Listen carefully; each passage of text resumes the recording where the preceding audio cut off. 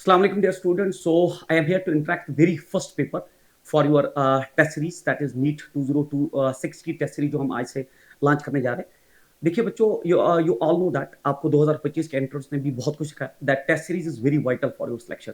अगर आपकी सिलेक्शन है ना, तो उसके और सिलेक्शन और आपके बीच में बस एक ही जो चीज़ है वो है टेस्ट सीरीज को अच्छे से फॉलो करना. तो टेस्ट सीरीज अगर आप विद डिसिप्लिन फॉलो करते हैं और जो क्वेश्चंस आपको एग्जाम में आते हैं वो तो ठीक है, जो नहीं आते उनकी अलग कॉपी बनाएंगे, एनालिसिस करेंगे कि क्यों नहीं आए, उन कंसेप्ट को अच्छे से फिर से उनको टाइम देंगे, तब जाके जो है आपका 2026 का एग्जाम जो है वो आसान होने वाला है.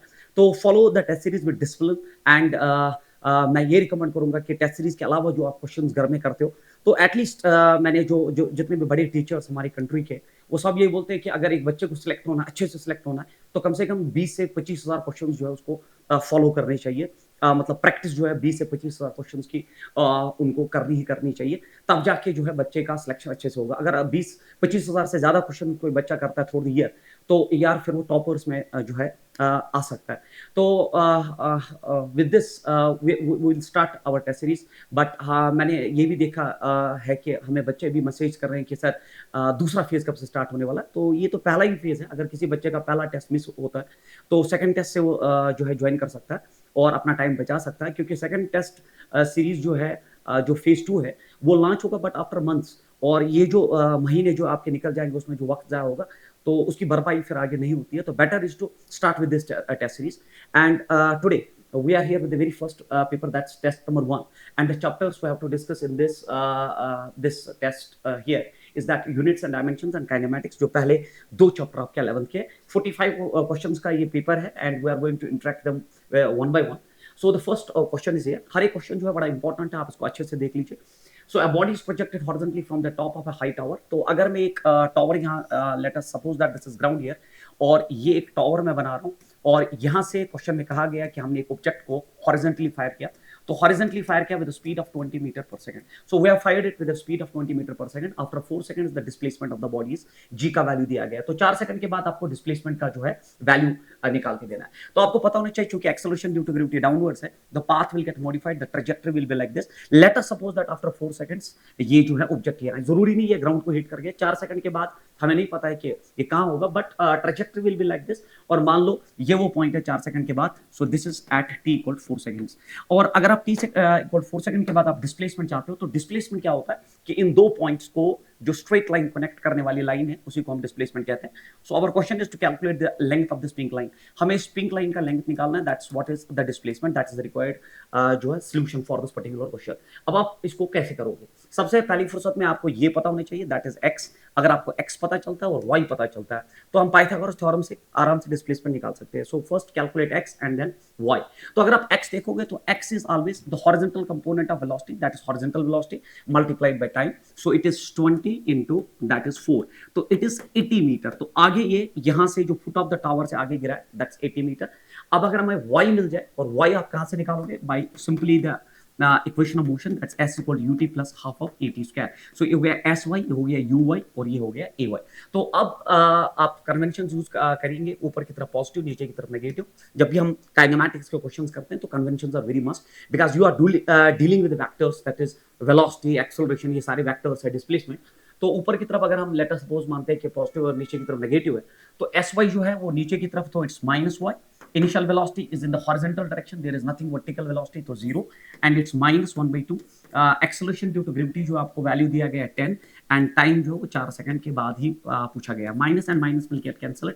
2 5 10 and 16 into 5 is 80 मीटर. तो ये भी आपका जो है 80 मीटर आ गया. तो y भी आपका 80 मीटर है और x भी आपका 80 मीटर है. तो displacement by Pythagoras theorem, it is displacement का जो स्क्वायर है, it will be root of that is 80 square plus 80 square. तो अगर आप 80 स्क्वायर प्लस 80 स्क्वायर देखेंगे तो ये हो जाएगा 2 टाइम्स 80 स्क्वायर, और square and root will cancel, it will be 80 root 2 metre is the displacement. And that is option number 3 is the right answer for this particular question. तो बहुत अच्छा question है, क्योंकि डिस्प्लेसमेंट का जो है आइडिया इसमें हमसे पूछा गया, and by having that horizontal इसने कितना कवर किया, और vertical using Pythagoras theorem to calculate the required answer. Now question number next is, an aeroplane is flying horizontally at a height of 980 meter with velocity 100 meter per second, drops a food packet. A person on the ground is 414 meter ahead horizontally from the dropping point. at what velocity should he move so that he can catch the food packet, very important numerical। तो बच्चे ये जो question है, अगर आप ये ground मानते हैं तो मान लीजिए ये आपका एरोप्लेन है और एरोप्लेन जा रहा है with a velocity of it is at a height of 980 metre, sorry. तो सबसे पहले इसकी हाइट दी गई है 980 मीटर ग्राउंड से इसकी हाइट है with a velocity of 100 metre पर सेकंड ये जा रहा है। अगर ये 100 मीटर पर सेकंड से जा रहा है और फूड पैकेट छोड़ेगा तो फूड पैकेट भी जो है उसी वेलोसिटी से आगे जाएगा एंड फाइनली इट विल जो है हिट द ग्राउंड हियर। तो ये इसका जो है हिटिंग पॉइंट होगा, क्योंकि इसमें इनर्शिया ऑफ मोशन है, उसकी वजह से जो वेलोसिटी इसको हॉरिजॉन्टली मिल जाएगी and it will hit the ground here, it will not fall directly downwards, it will follow the proper trajectory। तो उसके बाद हमसे पूछा गया a person on the ground is 414 metre ahead of the dropping point, मतलब जहां उसने छोड़ा वहां से, मतलब अगर मैं ये वर्टिकल लेता हूं तो वहां से पहले ही एक आदमी जो है आगे खड़ा है यहाँ पे, और इसकी जो डिस्टेंस है यहाँ से दैट इज 414 मीटर जो है यहाँ से डिस्टेंस प्रोवाइडेड है। 414 मीटर ड्रॉपिंग पॉइंट से वो अहेड है from the dropping point। At what velocity should he move so that he can catch the food packet? जैसे एक्चुअली इस आदमी ने क्या देखा, आदमी यहाँ पे अब खड़ा है, ये आदमी है, तो जैसे इस आदमी ने देखा कि ये हेलीकॉप्टर या एरोप्लेन फूड पैकेट छोड़ रहा है तो ये पहले ही यहाँ पहुंच गया था, इसको पता था, ही नोज फिजिक्स कि ये ट्रेजेक्टरी ऐसे फॉलो करेगा, तो ये पहले अहेड है, 414 मीटर पहले आगे चला गया। और फिर हमसे पूछा गया कि ये अब किस जो है वेलोसिटी से जाना चाहिए सो दैट ये इस फूड पैकेट को कैच कर पाए। तो कहानी ये है बच्चों, अगर हम ये टाइम निकालना चाहते हैं उससे पहली फुर्सत में हम क्या करेंगे, that is this is 980 metre and this is the horizontal velocity. तो मैं देखूंगा पहले इसको कितना वक्त लगेगा यहाँ ग्राउंड को हिट करने में। सो दैट टाइम जो है अगर आप देखोगे that time of fall is root of 2h/g, और 2h/g से आप टाइम ऑफ फॉल निकाल सकते हो, ये आपने पढ़ा होता है। So it is root of, it is 2h, h is the height, that's 980 and g जो है आपका 10। तो अगर आप देखोगे इट्स 980 इज द हाइट, और एक्सेलरेशन ड्यू टू ग्रेविटी जो है आपका, जो कि आपने 980 लिया है, तो बेटर इज टू टेक 9.8, उससे आपका कैलकुलेशन आसान हो जाएगा। एक्सेलरेशन ड्यू टू ग्रेविटी का वैल्यू में 9.8 इसलिए लिया क्योंकि आपका हाइट जो है वो 980 मीटर दिया है, दैट्स द लॉजिक। 9.8 मींस 10⁻⁻1, 10⁻⁻1 ऊपर जाएगा तो ये बनेगा 2 डिवाइडेड बाय 98 और ये बनेगा 9800। और अब आप अगर आप देखोगे 9800 ये हो गया 100 ओनली, एंड ये हो गया रूट ऑफ 200। रूट ऑफ 200 जो है आपका टाइम है, दो आप लिख सकते हो 10√2 seconds, 10√2 seconds the time of fall, मतलब इस ऑब्जेक्ट को, इस फूड पैकेट को धरती पे आने में वक्त जो लगेगा दैट इज 10√2 सेकंड्स। 10√2 सेकंड्स में वो यहाँ पे ग्राउंड को हिट करेगा। तो अब अगर आप देखोगे हमें जो है वेलोसिटी निकालना है, जिससे ये इस पे जिस वेलोसिटी से अगर आदमी भागेगा तो फूड पैकेट पकड़ लेगा। सबसे पहली फुर्सत में आप देखो कि हमारी फूड पैकेट ने हॉरिजॉन्टल डिस्टेंस कितनी कवर की, तो हॉरिजॉन्टल डिस्टेंस फूड पैकेट ने कितना कवर किया यहां से यहां तक, that is x is equal the horizontal velocity multiplied by the time of fall, and time of fall वही है, जितनी देर में गिरा उतनी देर में आगे चला। सो x is equal velocity, velocity आपका देखिए 100 है, और टाइम ऑफ फॉल जो है दैट इज 10√2, 10√2। तो अगर आप इसको सॉल्व करोगे तो ये बना 1000 इंटू इट इज √2 इज 1.414, तो इसको मल्टीप्लाई हो जाएगा, बनेगा 1414 मीटर। तो ये है जो आपका फूड पैकेट ड्रॉपिंग पॉइंट से आगे चला। तो अगर फूड पैकेट इतना चला, उसमें आदमी ने पहले ही इतना कवर किया था, तो रेस्ट डिस्टेंस जो आदमी को चलनी है दैट इज 1414 में से 414, तो ये गया 1000 मीटर आदमी को चलना है और एक पर्टिकुलर स्पीड से चलना है सो दैट वो फूड पैकेट को पकड़ पाए। अब अगर आपको वो टाइम निकालना है तो आप जानते हो velocity is equal to displacement divide by time, और टाइम जो है आपका वेलोसिटी जो है आपका आ जाएगा, तो डिस्प्लेसमेंट उसको 1000 मीटर दौड़ना है और 1000 मीटर उसको उतने ही टाइम में दौड़ना है जितने टाइम में फूड पैकेट नीचे आया, क्योंकि जितनी देर में फूड पैकेट नीचे आया उतनी ही देर में आदमी यहां से यहां उसको कैच करने गया। तो टाइम जो है बच्चों आपका that is 10√2, 0 and 0 cancel, it is 100/√2 should be the answer. But ऐसा कोई ऑप्शन नहीं है, तो रैशनलाइजेशन करेंगे, √2 से मल्टीप्लाई, √2 से डिवाइड, तो ये हुआ 250 एंड दैट इज 50√2 मीटर पर second is the right answer of this question. So I believe that this is one of the important questions, आपको मुझे लगता है आपको समझ आ गया होगा। सो दैट जो है ये क्वेश्चन आपको, अगर आपने ये ऐसे टाइप ऑफ क्वेश्चन सॉल्व किए, so you will definitely get benefited in your final exam. तो बच्चों बहुत अच्छा क्वेश्चन था ये, नॉर्मल जो आपने क्वेश्चन पढ़ा होता है कि फूड पैकेट चला गया और गिर गया तो उसको कितना टाइम लगा और हॉरिजॉन्टली वो कितना चला, तो थोड़ा सा उसका मॉडिफिकेशन ये कि आदमी पहले ही यहाँ पे पहुंच गया और फिर वो किस वेलोसिटी से जाए सो दैट फूड पैकेट को कैच कर पाए। तो यहाँ पे लॉजिक ये है कि आप देख लीजिए टोटल डिस्टेंस ये है, उसमें आदमी इतना चला, रेस्ट डिस्टेंस उसकी इतनी है, ये डिस्टेंस और टाइम जो है जितने टाइम में नीचे गिरा तो फूड पैकेट उतने टाइम में आदमी को चलना है, तो उसकी वेलोसिटी जो है आपकी 50√2 metre per second. So I believe that this is one of the important question. Question number next आपका जो है, ये तो बहुत आसान, ये आपने किया होता है during your preparation. H C Verma का न्यूमेरिकल है दैट आपके घर में एक स्टेयर केस है और स्टेयर केस से आपने एक बॉल को फायर किया और हॉरिजॉन्टली फायर किया विद सम वेलोसिटी। और हमारा क्वेश्चन ये है, a ball rolling off the top of a staircase of each height h metre. तो हर एक जो है स्टेप की हाइट h है और विड्थ जो है दैट्स w है, हाइट h है और विड्थ w है। और फिर जो है with an initial velocity u that will just hit the nth step. तो ये ट्रेजेक्टरी फॉलो करके यहाँ nth स्टेप को फॉलो करे, तो हमें वो nth स्टेप जो है n हमें निकालना है। That's our question. तो बहुत आसान क्वेश्चन है, हॉरिजॉन्टल प्रोजेक्टाइल है ये, आप जानते हो। तो सबसे पहली फुर्सत में अगर आप ये हॉरिजॉन्टल बनाएंगे और ये वर्टिकल बनाएंगे तो टोटल हाइट जो होगा वो that will be n h sir Y, क्योंकि हर एक स्टेप की एच हाइट है तो टोटल एन स्टेप्स है तो हाइट इज एन एच। और हॉरिजॉन्टल डिस्टेंस वो कितना चला, that's N W sir why, because हर एक स्टेप की डब्ल्यू विड्थ है और ये एन स्टेप्स आगे चला है तो height is N H and the width is an W, the horizontal distance is an W. तो अब आप जानते हो कि वी नो, हम जानते हैं सब that the time of fall जो अभी मैंने बोला that is root of 2h by g। But यहाँ h जो है वो आप खुद देखिए, it is root of 2h, h is the height and that is n into capital H divide by g, this is the time of fall. और फिर आपका जो हॉरिजॉन्टल डिस्टेंस है वो हॉरिजॉन्टल डिस्टेंस अगर आप निकालो तो वो हॉरिजॉन्टल डिस्टेंस होता है the horizontal velocity multiplied by the time of fall, क्योंकि जितनी देर में गिरा उतनी देर में आगे चला, so it is horizontal distance multiplied by that time of fall. तो x जो है आपका that is u into this time of fall. तो मैं यहाँ लिखूं x is equal to u into time of fall, but x जो है आपका वो खुद देखिए आप, x जो है आपका वो nw है, तो मैं लिख सकता हूँ it's nw is equal to u into time of fall, वो आपने खुद निकाला, it's root of 2nh divided by g। तो स्क्वायरिंग बोथ साइड्स तो ये हो जाएगा n square w square is equal to u square 2nh divided by g। तो यहाँ पे हम कैंसिलेशन करते हैं चीजों की, तो यहाँ पे एक n जो है वो कैंसिल आउट होगा और हमें एक n चाहिए, तो वो n जो है नंबर ऑफ स्टेप जो है आराम से आ जाएगा, that is 2, it is u square h divided by g w square should be the right answer of this question. तो बिल्कुल ये बहुत आसान क्वेश्चन है, 2u square h divide by g w square जो है इसका बिल्कुल सही आंसर होना चाहिए। तो आपका वर्टिकल हाइट दिया था इन terms of nh, horizontal distance is nw, you know that horizontal distance covered is also the horizontal velocity multiplied by the time of fall, क्योंकि जितनी देर में ऑब्जेक्ट नीचे आया उतनी देर में वो आगे चला। So equating the two things, we are finally getting the number of steps.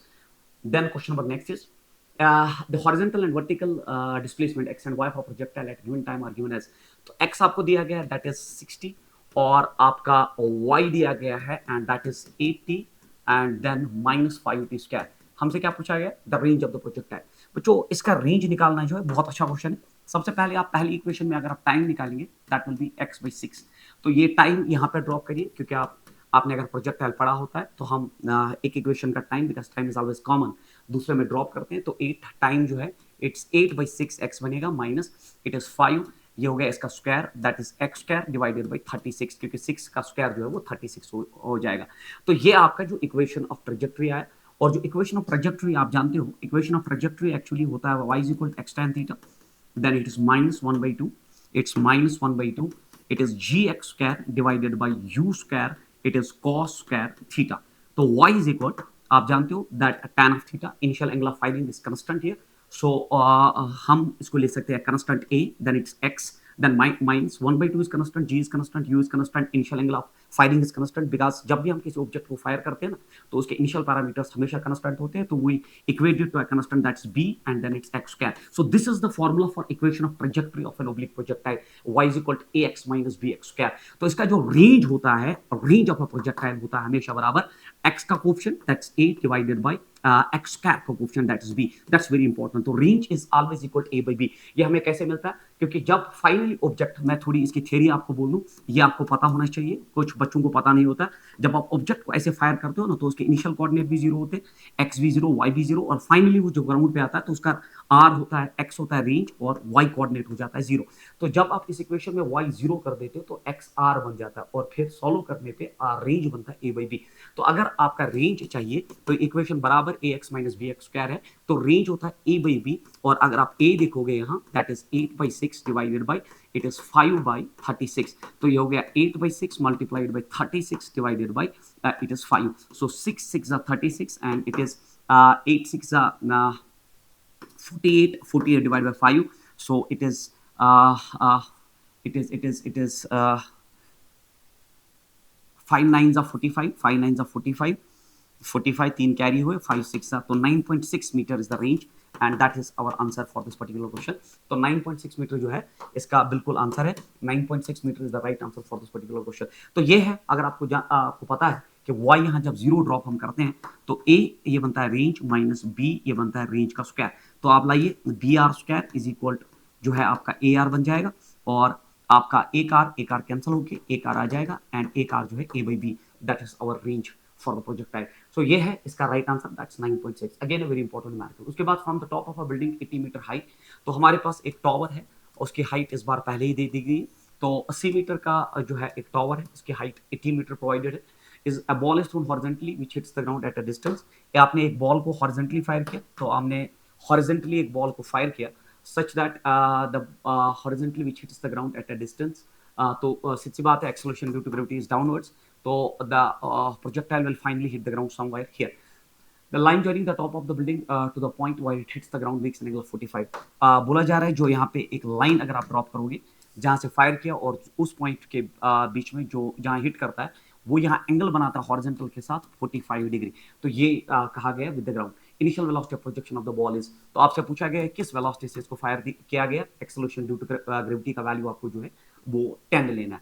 तो सबसे पहली फुर्सत में आप देख लीजिए, अगर आप ये tan 45 लेते हैं तो अगर एक राइट एंगुलर ट्राइंगल लेते हैं तो tan ऑफ 45 तो perpendicular by base, perpendicular by base, तो tan of 45 is nothing, it is perpendicular, वो तो आपका 80 है, divided by base that is my x। अगर मुझे x चाहिए ये कितना आगे गिरा है, तो यहाँ पे tan of 45 is 1 is 80 by x, तो हमारा x आ गया 80 मीटर। तो पहली फुर्सत में हमने x निकाला and that is again 80 metre, क्योंकि tan ऑफ 45 जो होता है वो 1 होता है। अब हमसे पूछा गया है कि किस वेलोसिटी से आपने फायर किया, तो सबसे पहली फुर्सत में आप देखिए कि इसको कितना वक्त लगा नीचे गिरने में, और टाइम ऑफ फॉल आप सब जानते हो that is root of 2h/g। और यहाँ पे अगर आप देखोगे it is 2h is 80 metre and g is it is 10, तो ये 0 cancel, it's root of 16 and that is 4 seconds is the time of fall. अगर 4 सेकंड इसका टाइम ऑफ फॉल है तो आप सब जानते हो दैट x जो होता है, जो हॉरिजॉन्टल डिस्टेंस होता है वो horizontal velocity multiplied by time of fall होता है। अब हॉरिजॉन्टल डिस्टेंस आपने पहले ही निकाला 80, वेलोसिटी जो है आपको निकालनी है और टाइम ऑफ फॉल इज 4, तो u is equal 80 divide by 4 and अगर आप देखोगे it is 4 2 8, it is 20 metre पर second is the right answer of this question. So I believe that option number 3 is the right answer for this particular question. तो हर एक question बड़ा important है, थोड़ा सा आपको जो है ये सोचने पे मजबूर कर रहा है कि कैसे क्वेश्चन को ब्रेक करना है। So these questions are very important, so follow them जो है through the year so that you will get benefited. The area of square is 5.29 centimetre square, तो एक स्क्वायर का एरिया जो है that is 5.29 centimetre square, this is the area of square. The area of such 7 squares taking into account the significant figures है।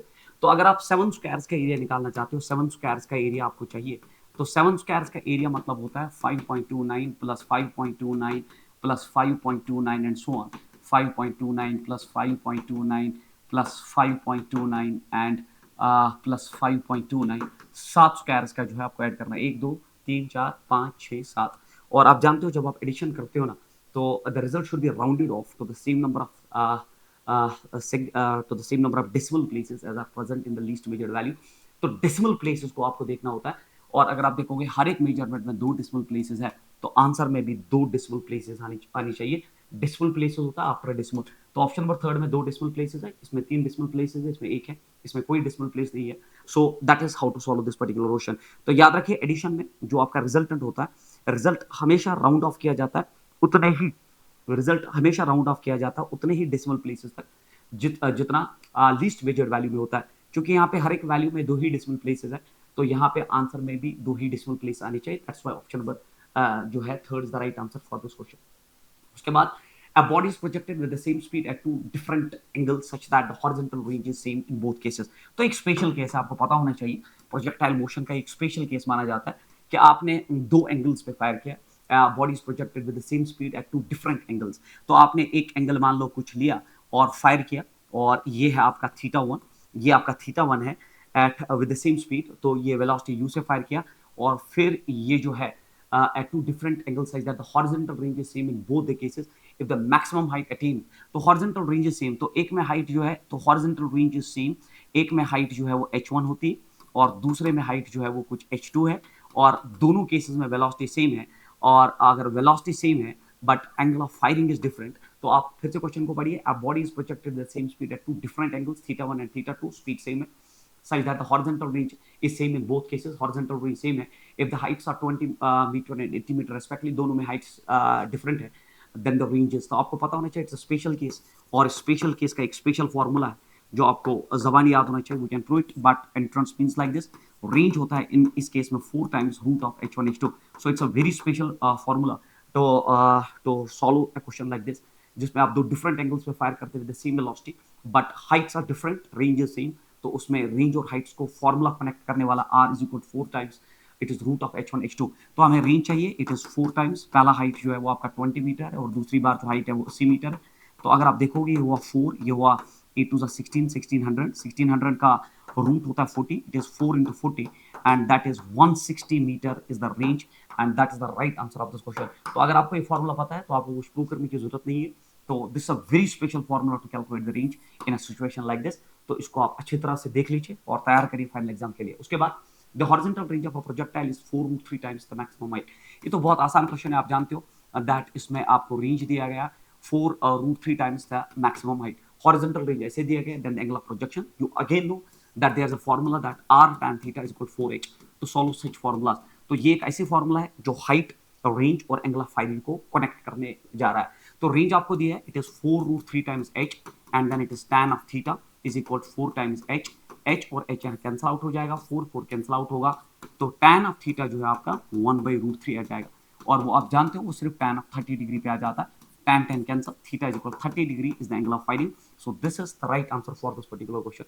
तो ये भी एक स्पेशल फॉर्मूला है, अगर आप एग्जाम में बैठने जा रहे हो और आपको ये फॉर्मूला नहीं पता है तो टाइम कंज्यूमिंग प्रोसेस में आ जाओगे आप, आंसर आ जाएगा बट टाइम ज्यादा लेगा। तो you should know that this formula, कुछ फॉर्मूलाज होती है जो बड़ी स्पेशल होती है, जैसे एक फॉर्मूला है that's r tan theta is equal 4h, जिसपे आपने न्यूमेरिकल किया, और यहीं पे अगर आप h देखोगे वो होता है 1/8 gt square. So this is the relation which connects height and time of flight.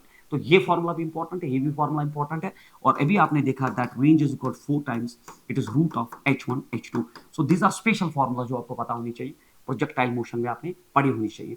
उसके बाद क्वेश्चन नंबर नेक्स्ट आपका जो है that is this one, again a very important numerical, ये आईआईटी में आया था, तो इसमें फॉर्मूला आया था, हमने इसका न्यूमेरिकल बना दिया। A ball is thrown with velocity 8 metre पर second making an angle of 60 degree with horizontal. तो अगर फिर से आप देखोगे ओब्लिक प्रोजेक्टाइल है, तो 60 डिग्री एंगल पे आपने फायर किया, 60 डिग्री एंगल पे आपने फायर किया, and the velocity of firing जो है आपका 8 मीटर पर सेकंड है। तो हमसे पूछा गया its velocity will be perpendicular to the direction of initial projection after a time, तो it will follow the trajectory like this, finally it will strike the ground. तो आपको बोला गया इसका जो फाइनल वेलोसिटी है वो इनिशियल वेलोसिटी पे एक टाइम पे परपेंडिकुलर आता है, वो कैसे? तो अगर आप फाइनल वेलोसिटी ये देखोगे तो फाइनल वेलोसिटी को आप एक्स्ट्रापोलेट पीछे किए और इनिशियल वेलोसिटी को भी एक्स्ट्रापोलेट करिए, ये वो टाइम है जिसपे ये एक दूसरे पे परपेंडिकुलर आते हैं। तो हमारा क्वेश्चन ये है कि आप वो टाइम बोलिए जिसपे इनिशियल और फाइनल वेलोसिटी एक दूसरे पे परपेंडिकुलर आते हैं। तो आपने एक अप्रोक्सीमेशन से क्या किया, आपने फाइनल वेलोसिटी का पीछे एक्स्ट्रापोलेशन लिया, इनिशियल वेलोसिटी का एक्स्ट्रापोलेशन लिया, so they are perpendicular at some time, and we use to prove it that by dot product that u dot v जो है इसमें वो जीरो होगा, क्योंकि जब भी दो वेक्टर्स परपेंडिकुलर होते हैं ना तो उनका डॉट प्रोडक्ट जो सीज होता है दैट इज जीरो, क्योंकि इनिशियल और फाइनल वेलोसिटी यहाँ परपेंडिकुलर है, हम उनका डॉट प्रोडक्ट जीरो करते हैं और हमें फाइनली मिलता है वो टाइम, और वो टाइम होता है u/g sin theta. Again a very special formula जो ऑब्टेन किए जाते हैं, मेथड मैंने आपको बोल दिया, इनिशियल और फाइनल वेलोसिटी का डॉट करिए, जीरो करिए, आपको वो टाइम मिल जाएगा जिस वक्त वो एक दूसरे पे परपेंडिकुलर आ जाएंगे। तो ये फॉर्मूला जबानी याद रखिए, it is u/g sin theta. u जो है वो आपका 8 है, g आपका जो है दैट्स 10, साइन ऑफ 60 होता है √3/2। तो अगर आप देखो ये हुआ 2 5 10, और अगर ये 2 5 10 है तो 8 को आप 5 से डिवाइड करिए, that will B 1.6 and divided by √3 seconds is the right answer of this question. तो अगर फॉर्मूला पता हो और आपको अपनी प्रैक्टिस में किया है, that is why practice is very important, है ना, to sit in test series is very important, क्योंकि आप मल्टीपल क्वेश्चंस को देखते हो और जब आपका फाइनल एग्जाम आता है तो ऐसे ही क्वेश्चंस आपके सामने आते हैं, so that you can solve them in 1 minute. That is all about कि sir Y practice and Y test series, क्योंकि अगर आपने ये क्वेश्चंस अपने प्रैक्टिस सेशंस में नहीं देखे होते हैं तो वहां पे करना 1 मिनट में जो है वो नामुमकिन हो जाता है। वही 2025 में हुआ कि बच्चों ने वो क्वेश्चन देखे नहीं थे, वो 10 क्वेश्चन 7 या 8 या 10 क्वेश्चन ऑलमोस्ट मान लीजिए, तो प्रिपरेशन में कभी देखे नहीं थे, दैट इज वाई वहां कर नहीं पाए और बोला पेपर टफ है। बट वो बच्चे जिन्होंने 25 से 27 से 28 क्वेश्चन किए ना उस पेपर में, उनको जीएमसी श्रीनगर मिल रहा है। सो पेपर मुश्किल हो या आसान हो, हार्डली मैटर्स, आप अपना मेरिट, आप अपना बेस्ट दीजिए, आपकी सिलेक्शन जो वो तय है, आप सिलेक्ट हो जाएंगे, that's what is important. To man running at a speed of 5 meters per second, again, if the raindrops appear to be falling at an angle of 45 degree from the vertical, if the raindrops are actually falling vertically downwards, then the velocity in meter per second is. तो ये भी एक बहुत अच्छा question है बच्चों. Actually गर्मी बहुत है और तब भी मैं ये इंटरेक्ट कर रहा हूँ, सो इट्स वेरी हॉट. और इस गर्मी में इसको जो है पहले ही बोर्ड वहाँ से भी आग फेंकता है because of Joule's of heating, आप जानते हैं. तो नेक्स्ट इज कि गर्मी कमरे में भी बहुत है, इसलिए मुझे बहुत पसीना आ रहा है टू सॉल्व सच क्वेश्चंस. तो आपका ये क्वेश्चन जो है रेन एंड मेन का बहुत इंपॉर्टेंट क्वेश्चन माना जाता है. ये क्वेश्चन जो है, ये पैटर्न जो है बड़ा बड़ा इंपॉर्टेंट है. और मैं आपको इसका तरीका जो है वो देने जा रहा हूँ, थोड़ा डिफरेंट होता है. Two man running at a speed of 5 metre per second, तो मान लीजिए एक हॉरिजॉन्टल ग्राउंड पे एक आदमी जो है वो जो है 5 मीटर पर सेकंड से भाग रहा है. तो आदमी की वेलोसिटी जो है वो 5 मीटर पर सेकंड है, जो हॉरिजॉन्टल ग्राउंड पे वो भाग रहा है. The rain drops appear to be falling. बच्चों जो चलते हुए आदमी को दिखता है ना, मूविंग ऑब्जर्वर को जो दिखता है, that's always relative. Static observer जो होता है ना, जो वो देखता है वो एक्चुअल होता है. अगर आप रेस्ट पे हैं, जो आप देख रहे हैं दैट्स एक्चुअल. बट अगर आदमी खुद मोशन में आ जाए, अगर ऑब्जर्वर खुद मोशन में आ जाए, वो जो देखता है वो रिलेटिव है, तो इसका ख्याल रखिए. तो man running at a speed of, जो दौड़ता हुआ आदमी है, मूविंग आदमी है, द रेन ड्रॉप्स एपियर, उसको लग रहा है to be falling at an angle of 45 degree from the vertical. तो अगर ये वर्टिकल में यहां बनाऊं तो उसको लग रहा है कि रेन ड्रॉप्स 45 डिग्री पे गिर रहे हैं. तो ये VRM है जो वो बोल रहा है, relative velocity of rain with respect to man, and this is 45 degree. Sir ऐसा ये पीछे क्यों गया? क्योंकि आदमी इधर जा रहा है. सो आपको पता होना चाहिए रिलेटिव मोशन का कंसेप्ट ये है कि आप आदमी की वेलोसिटी रेन ड्रॉप पे दीजिए, रेन ड्रॉप की वेलोसिटी ये आ जाएगी. तो ये हो गया आदमी का वेलोसिटी ट्रांसफर हो गया रेन ड्रॉप पे, एंड दैट इज 5 मीटर पर सेकंड. तो हम आदमी को एक्चुअली रोक देते हैं. इसको रोकने का मतलब, अगर इसकी वेलोसिटी 5 मीटर पर सेकंड आ गई तो उसको 5 मीटर पर सेकंड पीछे दो, तो ये रुक गया, वही वेलोसिटी रेन ड्रॉप पे चली गई. तो अगर VM ये है और VRM ये है जो बोला गया है 45 degree with respect to the vertical, वो उसको लग रहा है गिर रहा है, तो इसका मतलब VR डेफिनेटली ये होना चाहिए. So this will be VR. Sir Y? क्योंकि VM और VR का रिजल्टेंट होता है और वो कहीं बीच में होता है, तो डेफिनेटली VR कहीं यहां से होना चाहिए.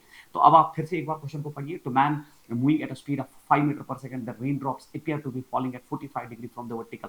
तो उसके बाद पूछा गया if the rain drops are actually falling vertically downwards, तो एक्चुअली वो डाउनवर्ड्स, तो मैंने जो है खुद से गलत बना दिया.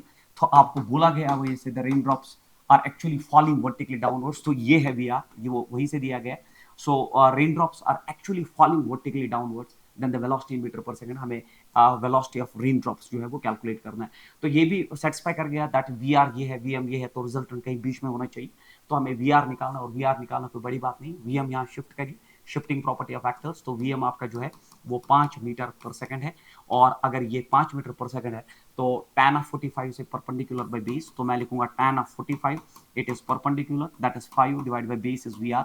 tan of 45 is 1 is equal to 5 divided by VR, और हमें VR आराम से मिला 5 मीटर पर second is the right answer for this particular question. तो अब 5 मीटर पर सेकंड जो है इसका बिल्कुल सही आंसर होना चाहिए. So this should be the right answer for this particular question. तो बहुत अच्छा क्वेश्चन माना जाता है. आप फिर से याद रखिए, एक आदमी जो रेस्ट पे है, ऑब्जर्वर रेस्ट पे है, जो वो देखता है वो एक्चुअल होता है, और मूविंग ऑब्जर्वर जो देखता है दैट इज रिलेटिव ऑलवेज. सो ये रिलेटिव कंसेप्ट बेस्ड क्वेश्चन है, और ये क्वेश्चन बड़ा इंपॉर्टेंट माना जाता है. 5 मीटर पर second is the velocity of rain drops. इसमें तरीका ये है, आदमी को रोक दो, उसकी वेलोसिटी जो है अपोजिट डायरेक्शन में आ जाएगी, तब जाके रुकेगा, वो रेन ड्रॉप पे जाएगी. VR नीचे दिया गया, तो VRM जो है रिजल्टेंट कहीं बीच में ही होना चाहिए, और वो 45 डिग्री पे लैंग्वेज में दिया गया है. क्वेश्चन नंबर नेक्स्ट आपका जो है, again a very important question, for a body moving with uniform acceleration. तो एक बॉडी का जो है यूनिफॉर्म एक्सेलरेशन है, that's given. Initial and final velocities in a time interval TR/USV. तो एक टाइम इंटरवल T में उनका उसका इनिशियल और फाइनल वेलोसिटी भी प्रोवाइडेड है. Then it's average velocity in the time interval T is, हमें उसका एवरेज वेलोसिटी निकालना है. बच्चों अगर ये यूनिफॉर्म एक्सेलरेशन है, और अगर ये यूनिफॉर्म एक्सेलरेशन है, सिर्फ यूनिफॉर्म एक्सेलरेशन के केस में, फिर से मैं बोल रहा हूँ, सिर्फ यूनिफॉर्म एक्सेलरेशन के केस में एवरेज वेलोसिटी आप लिख सकते हो final velocity plus initial velocity, and final velocity divided by it is plus initial velocity divided by 2. तो सिर्फ एवरेज वेलोसिटी ये लिखने का तरीका, मैं फिर से 4 बार बोल दूं, एवरेज वेलोसिटी ये लिखने का तरीका सिर्फ एक ही बार आप ऐसा कर सकते हो अगर एक्सेलरेशन यूनिफॉर्म है. अगर एक्सेलरेशन नॉन यूनिफॉर्म है तब आप कभी एवरेज वेलोसिटी ऐसे नहीं लिख सकते हो. अब अगर एक्सेलरेशन यूनिफॉर्म है तो हम जानते हैं फाइनल वेलोसिटी होता है U + ET, क्योंकि आपके ऑप्शंस में से ऐसा एवरेज वेलोसिटी तो कहीं नहीं है. हमें एक को ब्रेक और दूसरे को मेक के हिसाब से इसमें एवरेज वेलोसिटी निकालना है। तो हम जानते हैं एक्सेलरेशन यूनिफॉर्म के वक्त ये सारी इक्वेशंस ऑफ मोशन वैलिड है। तो अगर मैं ये v उठा के यहाँ ड्रॉप करूँ तो आपका एवरेज वेलोसिटी जो है वो बनेगा u प्लस, तो v के बदले में लिखूंगा u plus 80 and then it is divided by 2। तो बच्चों आप यहाँ देख लीजिए, इट इज 80 डिवाइडेड बाई 2, तो ये हुआ 2u, it is 2u plus 80 divided by 2। अगर आप दोनों को 2 से डिवाइड करो तो ये बनेगा u plus it is 80 divide by 2 is the right answer of this question. So u plus 80 divide by 2 जो है इसका बिल्कुल सही आंसर है, which is nothing but your option number 4। So this is how to solve this question. Again I am telling you that average velocity final velocity plus initial velocity divide by 2 आप एक ही सूरत में लिख सकते हो जब आपका acceleration uniform हो। अगर एक्सेलरेशन नॉन यूनिफॉर्म हो तब आप ये फॉर्मूला कभी नहीं लिख सकते। उसके बाद क्वेश्चन नंबर नेक्स्ट आपका बहुत आसान है, 2025 में भी ऐसा क्वेश्चन पूछा गया है और ये क्वेश्चन जो है बड़े इंपॉर्टेंट होते हैं। तो आपको पी एक क्वांटिटी दिया गया एंड दिया गया A square B cube divided by it is C और रूट डी। हमें निकालना क्या है उस क्वेश्चन में, बहुत आसान है। The percentage error in the measurement of P will be, हमें पी का परसेंटेज एरर निकालना है, A B C and D का परसेंटेज एरर दिया। तो आपको पता होना चाहिए in case of multiplication and division it is relative error in P is equal it is twice of power नीचे relative error in A plus power नीचे relative error in B plus power नीचे power है 1, it is relative error in C plus power नीचे is 1/2, it is relative error in D। errors are always added, that's a must, तो आपको पता होना चाहिए। तो अब आपको परसेंटेज चाहिए तो मल्टीप्लाई ऑन बोथ साइड्स 100, यहाँ से भी और बच्चों यहाँ से भी आप 100 से मल्टीप्लाई करोगे। तो ये हुआ परसेंटेज एरर इन P, ये आपके P में परसेंटेज एरर हुआ। और अगर आप देखोगे ये हुआ 2 del A by A, it's relative error in A multiplied by 100, percentage error in A it's only 1%, तो ये हो गया 1% plus 3 relative error in B multiplied by 100, it is percentage error and that's given 2%. Then relative error in C multiplied by 100 is percentage error and that is given 3%. And then finally 1/2, it is relative error in D multiplied by 100, it's percentage error, that's 4%। अब आप ये solve करिए, ये हो गया 2% और यहाँ पे अगर आप देखोगे ये हुआ 2%, ये हुआ 6%, ये हुआ 3% और ये हुआ आपका 2%। तो अगर आप देखोगे ये हुआ 6 और 4 10 और 3 13% is the right answer of this question. बच्चों ये क्वेश्चन आसान होते हैं बट ये पूछे जाते हैं आपके सबसे मुश्किल पेपर में, इतिहास के सबसे मुश्किल पेपर में 2025 के पेपर में भी ये क्वेश्चन प्रेजेंट था। तो इसका मतलब जो जो आपके सिलेबस में वो सारा इंपॉर्टेंट है, कुछ खास नहीं कुछ आम नहीं, हर एक चीज आपको पता होनी चाहिए और प्रॉपर तरीकों से पता होनी चाहिए, चीजें आसान हो जाती है। तो इसमें जब मल्टीप्लिकेशन एंड डिवीजन होता है रिलेटिव एरर्स को ऐड किया जाता है और फिर रिलेटिव एरर को 100 से मल्टीप्लाई करने में परसेंटेज एरर में कन्वर्जन हो जाता है। क्वेश्चन नंबर नेक्स्ट आपका जो है ये भी बहुत अच्छा क्वेश्चन है। A body moves with a velocity of 3 metre पर सेकंड ड्यू ईस्ट। अगर आप देखोगे as per that east west north south direction system, तो आपका एक बॉडी 3 मीटर पर सेकंड से ईस्ट की तरफ जा रहा है।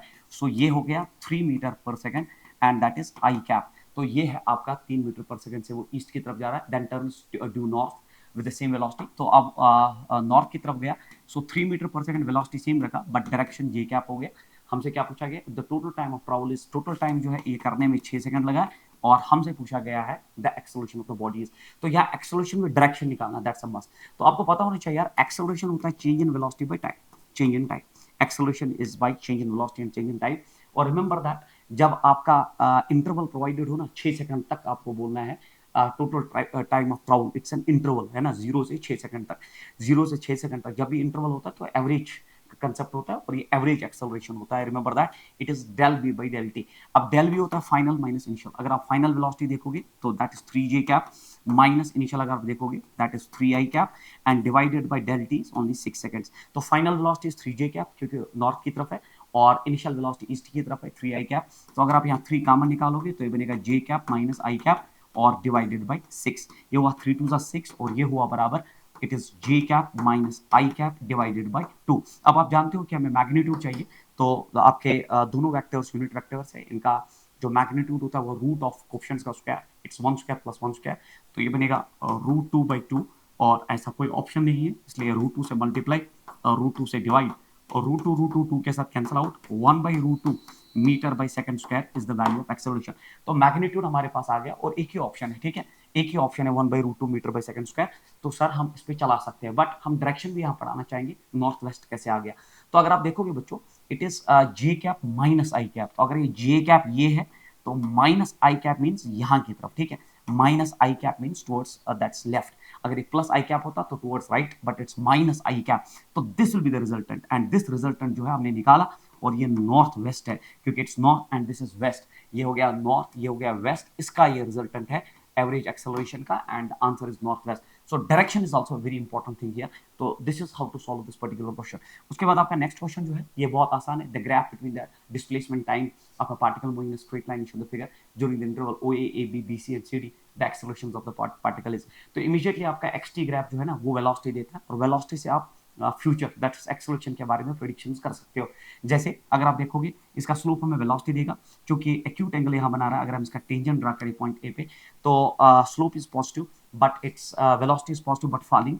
फॉलिंग वेलोसिटी का मतलब एक्सेलरेशन इज नेगेटिव, क्योंकि जो है कर्व फॉल कर रहा है। तो वेलोसिटी यहाँ पॉजिटिव है but it's falling. Positive velocity but fouling nature means velocity is decreasing with time, और जब वेलोसिटी डिक्रीज होता है तो मतलब एक्सेलरेशन नेगेटिव। तो एक्सेलरेशन जो है आपके ओ इंटरवल में नेगेटिव होना चाहिए। फिर ये स्ट्रेट लाइन है, तो स्ट्रेट लाइन का जो है एक्सेलरेशन अगेन जीरो, क्योंकि वेलोसिटी जो है यहाँ पे टेंजेंट अगर आप ड्रा करोगे वेलोसिटी जीरो है। वेलोसिटी जब जीरो है तो एक्सेलरेशन खुद ब खुद जीरो आ जाएगा, क्योंकि एक्स टी ग्राफ का स्लोप हमें वेलोसिटी देता है। तो यहाँ अगर हम टेंजेंट ड्रा करोगे, it's a straight line parallel to time axis, so velocity zero, उसकी वजह से एक्सेलरेशन जीरो, तो इसमें एक्सेलरेशन भी जीरो है। फिर एक राइजिंग लाइन है, राइजिंग लाइन मतलब वेलोसिटी बढ़ रहा है, इसका स्लोप बढ़ रहा है, और वेलोसिटी बढ़ रहा है तो एक्सेलरेशन पॉजिटिव, तो बिल्कुल एक्सेलरेशन पॉजिटिव। एंड फाइनली एक स्ट्रेट लाइन डेवलप हो गया, और अगर आप स्ट्रेट लाइन देखोगे इसका टेंजेंट यहाँ एक्यूट एंगल बनाएगा, सो it is a positive constant velocity. Positive constant means velocity अब चेंज नहीं हो रहा है, it's a positive value carrying velocity but constant magnitude means acceleration again zero, so acceleration again zero. So second is the right answer for this particular question. तो बहुत आसान question है, basic question है, आपको पता होगा ही। उसके बाद a body is started from rest with acceleration 2 meter per second till it attains the maximum velocity and then retards to rest with 3 meter per second square. If total time taken is 10 seconds, then the maximum speed attained is। बच्चों ये एक बड़ा famous question है, ये velocity time graph based question है जो आपने पढ़ा होता है काइनेमैटिक्स में। तो ये एक velocity time graph based question इसलिए है क्योंकि एक्सेलरेशंस पे काम है, और आप जानते हो कि वेलोसिटी टाइम ग्राफ का स्लोप हमें एक्सेलरेशन देता है। बच्चे इसमें फॉर्मूला यूज करते हैं, फंस जाते हैं। अगर आपको इसका ग्राफ, इसको वीटी ग्राफ कहते हैं, ये वीटी ग्राफ का बड़ा इंपॉर्टेंट क्वेश्चन माना जाता है। इसमें ये बोला गया अब बॉडी स्टार्टेड फ्रॉम रेस्ट, तो इनिशियली बॉडी का वेलोसिटी जो है वो जीरो है। अब body started from rest with acceleration 2 metre पर सेकंड स्क्वायर, तो एक यूनिफॉर्म एक्सेलरेशन है और वो है 2 मीटर पर सेकंड स्क्वायर। उसके बाद पूछा गया है till it attains the maximum velocity, तो ये इसने मैक्सिमम वेलोसिटी अचीव कर दी, तो ये है इसका मैक्सिमम वेलोसिटी। और फिर उसके बाद पूछा गया then it retards to rest with 3 metre पर सेकंड स्क्वायर, और फिर ये रिटार्ड कर रहा है, क्योंकि अगर ये देखोगे आप एक्यूट एंगल है तो एक्सेलरेट कर रहा है, अगर आप ये देखोगे ऑब्ट्यूज एंगल है तो रिटार्ड कर रहा है with a retardation of 3 metre पर सेकंड स्क्वायर। तो if total time is 10 seconds, अगर ये टोटल टाइम दिया गया है 10 सेकंड्स, अगर आप हमारे ऑफलाइन क्लासेस में बैठोगे तो ये चीज़ हम 11th क्लास में डिस्कस करते हैं, एंट्रेंस की तो बात ही नहीं है, मैंने अपने सारे 11th क्लासेस में ये पढ़ा दिया है। तो अगर टोटल टाइम जो है वो 10 सेकंड ले रहा है, टोटल टाइम अगर ये 10 सेकंड ले रहा है, then maximum speed attained is, तो हमें बोलिए ये मैक्सिमम स्पीड कितनी है। So we have to calculate this maximum speed, ये जो मैक्सिमम स्पीड है ये हमें इसका वैल्यू निकालना। तो बच्चों आप याद रखिए, इस क्वेश्चन में जब भी वीटी ग्राफ में आपको acceleration then retardation and total time दिया होता है, सबसे पहले इफेक्टिव एक्सेलरेशन हम निकालते हैं। ए इफेक्टिव एक्सेलरेशन होता है that is alpha into beta divided by alpha plus beta. ये हम नोटेशन भी यूज करते हैं, अगर अल्फा ये बीटा तो हम लिखते हैं alpha beta divide by alpha plus beta. It can be proved but entrance means you have to remember this formula. तो ये हुआ 2 into 3 divided by 2 plus 3, it is 2 plus 3, तो ये हो गया 6 डिवाइडेड बाय 5, तो ये है आपका इफेक्टिव एक्सेलरेशन। अगर ये इफेक्टिव एक्सेलरेशन है आपका, तो अब आपका मैक्सिमम वेलोसिटी चाहिए, तो आपको पता होना चाहिए मैक्सिमम वेलोसिटी यहाँ पे जो है that is A effective into the total time. A effective आपका 6/5 है, और इफ टोटल टाइम जो है that is 10, so 5 2s are 10 and 6 2s are 12 metre पर second should be the right answer of this question. तो इसका जो discussion है वो हम क्लासरूम प्रोग्राम्स में, यहाँ इंटरेक्शन है, तब भी मैंने पूरी कोशिश की कि जब भी आपको ये क्वेश्चन मिल जाए ना, तो ए इफेक्टिव का फॉर्मूला याद रखिए। उसके बाद मैक्सिमम वेलोसिटी होता है ए इफेक्टिव टी, इवन इसका एरिया आपको डिस्प्लेसमेंट देगा, तो मैं आपको डिस्प्लेसमेंट भी बोल दूं that's half of base into altitude. अगर आप बेस देखोगे दैट्स टी, एंड अगर आप अल्टीट्यूड देखोगे दैट्स वी मैक्स। क्योंकि वी मैक्स आ गया तो आप इसका डिस्प्लेसमेंट भी आराम से निकाल सकते हो। So this is how to calculate things out of here. तो आप इससे, इस वेलोसिटी टाइम ग्राफ से कुछ भी निकाल सकते हो, क्योंकि इसका एरिया हमें डिस्प्लेसमेंट देता है और इसका स्लोप जो है एक्सेलरेशन देता है, और यहाँ पे मैक्सिमम वेलोसिटी निकालने का तरीका मैंने आपको समझा दिया। So now question number 16 is a rocket is fired upwards from the Earth's surface such that it creates an acceleration of 19.6 meter per second square. If after 5 seconds its engine is switched off, then maximum height of the rocket from earth surface would be. तो बच्चों exactly ये same question है, अगर आप velocity time graph से इसको solve करोगे तो आपको इक्वेशंस यूज करने की जरूरत नहीं है। बट मैं इसका कंसेप्ट आपको देना चाहता हूं कि अगर आप ग्राउंड से एक रॉकेट को वर्टिकली ऊपर फायर करते हो विद सम एक्सेलरेशन, तो आफ्टर सम टाइम या तो फ्यूल खत्म हो जाता है उसका, या तो बोलता है कि इंजन स्विच ऑफ हो गया। तो यहाँ पे उसका वेलोसिटी जो है वो मैक्सिमम हो जाता है। और जब वेलोसिटी मैक्सिमम होता है ये तब जब नो फ्यूल, मतलब फ्यूल खत्म हो गया या आपको बोला गया कि स्विच ऑफ कर दिया गया। तो यहाँ पे इसकी वेलोसिटी मैक्सिमम, उसके बाद ये रिटार्ड करते हुए ऊपर जाए तो एक्सेलरेशन नीचे की तरफ एक्ट करेगी, तो that's what is retardation all about. और फाइनली एक जगह आएगी जहां पे इसकी वेलोसिटी जीरो होगी, और वो जो हाइट होती है ground say that is what is maximum height.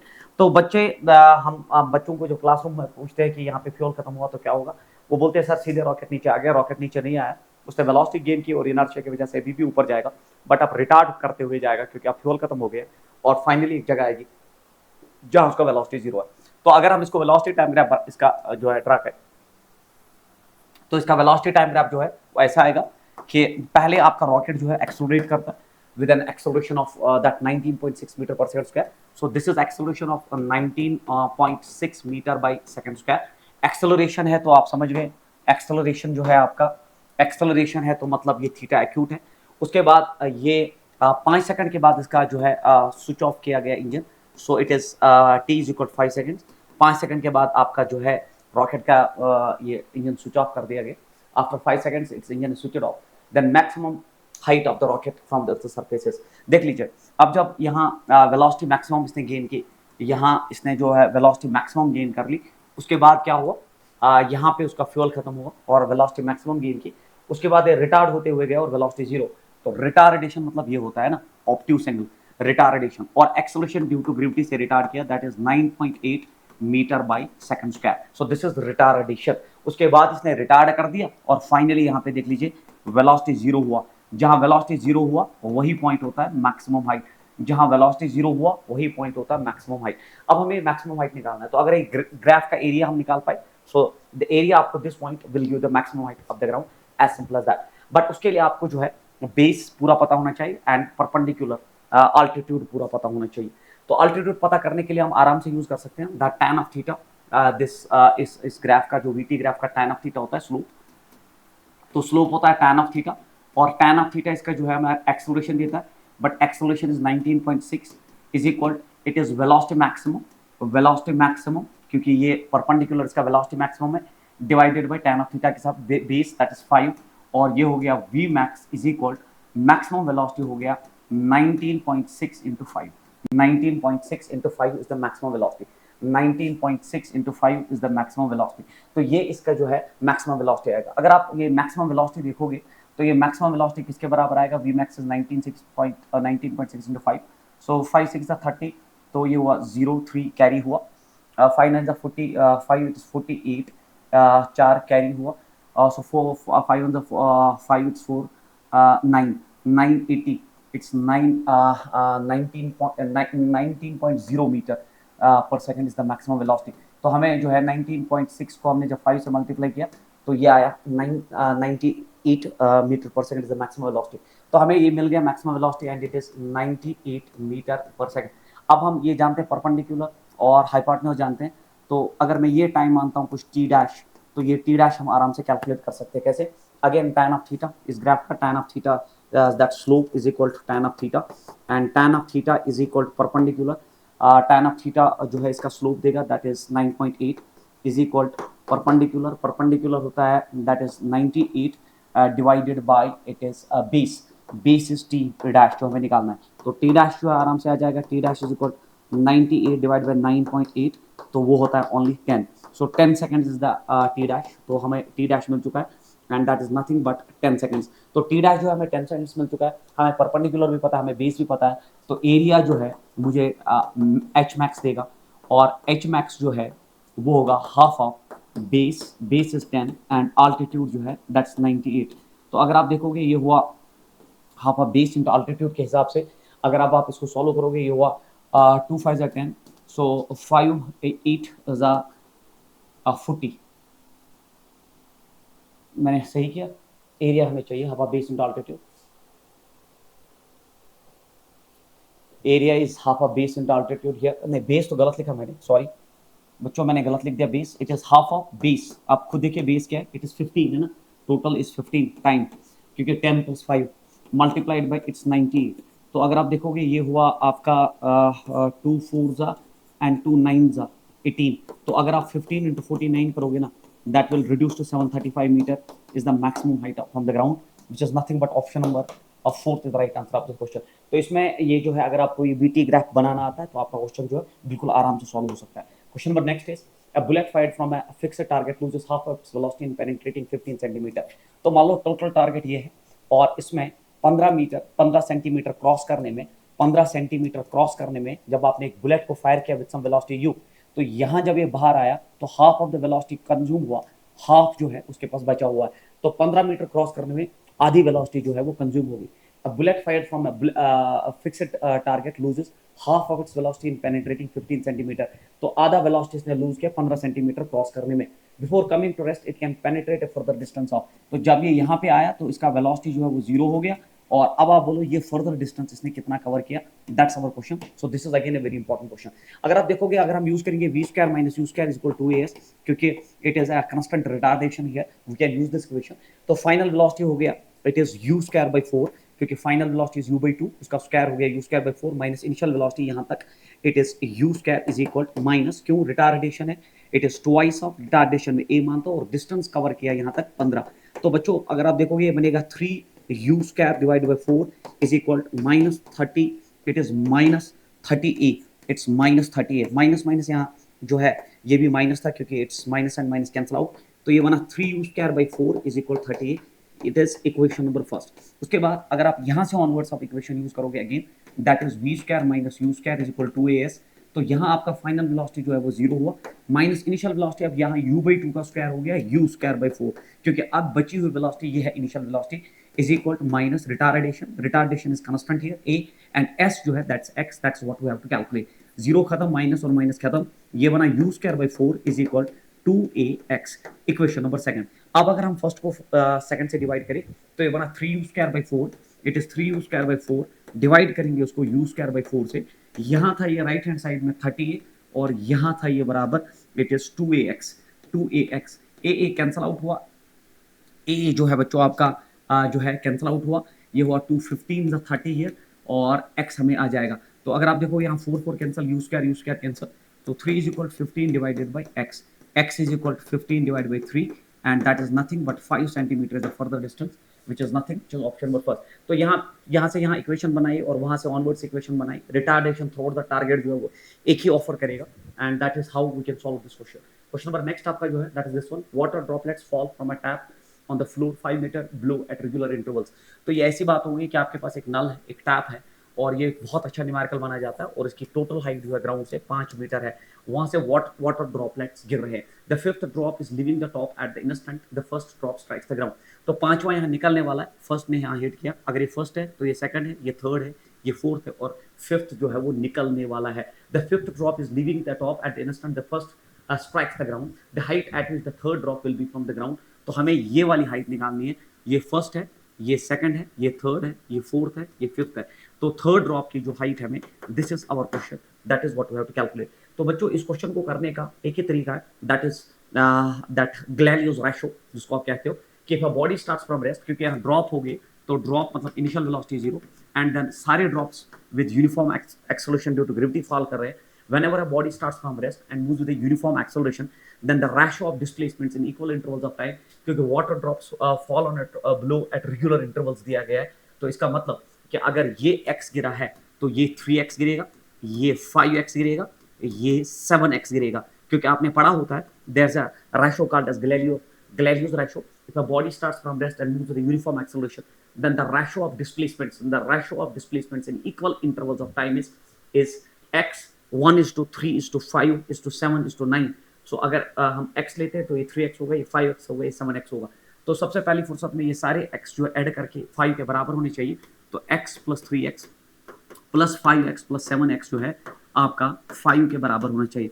तो ये हुआ 10 और ये हुआ 16, x इज इक्वल 5। तो हमें x पता चला इट इज 5/16 मीटर, तो हमें x पता चला 5/16 है। अब आप अगर हाइट देखोगे तो हाइट तीसरे ड्रॉप का जो है दैट इज 7 + 5, क्योंकि तीसरा ड्रॉप ये और हाइट जो है, हाइट हमारा ओनली है बराबर, it is 7 + 5 that is 7x + 5x and that is 12x here, और ये हो गया 12, x हो गया बराबर 5/16, तो ये हुआ दैट इज 2 6 12, 2 8 16, तो ये हुआ 30/8, 30/8। अगर आप 30/8 देखोगे, 8 3 27, 8 3 27 पॉइंट 3 कैरी हुए, तो it's 3.75 metre is the height from the ground, which is nothing but option number 4। तो अगर आप इसको इक्वेशन से करते हो तो लंबा हो जाता, बट अगर आप जानते हो body starts from rest and moves to the uniform acceleration, then the ratio of displacements is 1:3:5:7, and accordingly आप किसी भी ड्रॉप की हाइट, अगर वो चौथे ड्रॉप की हाइट पूछता तो 7 + 5 12 + 3 जो है 15, और लास्ट में अगर फिफ्थ ड्रॉप की तो 16x = 555 मीटर के बराबर होगा। क्वेश्चन नंबर नेक्स्ट आपका है, that's this one, an elevator. सबसे इंपॉर्टेंट क्वेश्चन ये, एन एलिवेटर। तो अगर आपके पास एक लिफ्ट है, एक एलिवेटर है, तो ये एक अच्छा क्वेश्चन माना जाता है। हमारे पास एक एलिवेटर है बच्चों, और उसमें पूछा गया ascends with an acceleration of 2 metre पर सेकंड स्क्वायर, तो इसका एक्सेलरेशन है and it's given equal 0.2 metre by second square, at the instant it's upward speed is, इसकी स्पीड भी दी गई है और वो है 2 मीटर पर सेकंड। तो एलिवेटर ऐसे ऊपर जा रहा है, एक्सेलरेशन स्पीड दी गई है।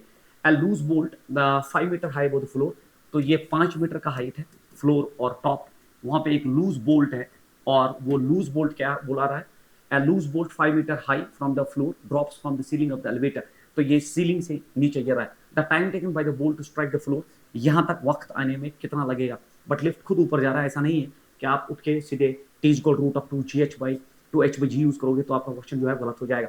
The time taken by the bolt to strike the floor, ये हो गया पार्ट 1, बोल्ट को ग्राउंड को हिट करने में कितना वक्त लगेगा, and the distance it has fallen, ऊपर से नीचे कितना गिरा है वो भी हमें निकालना है, and the distance it has fallen, ऊपर से नीचे कितना गिरा है वो भी हमें निकालना है। तो इस क्वेश्चन को करने का जो सबसे अच्छा तरीका है, सबसे पहले आप जाके लिफ्ट में बैठिए, एलिवेटर में बैठिए और रिलेटिवली ऑब्जर्व करिए, तो आपका काम जो है वो आसान हो जाता है। ये हम क्लासरूम प्रोग्राम में पढ़ाते हैं।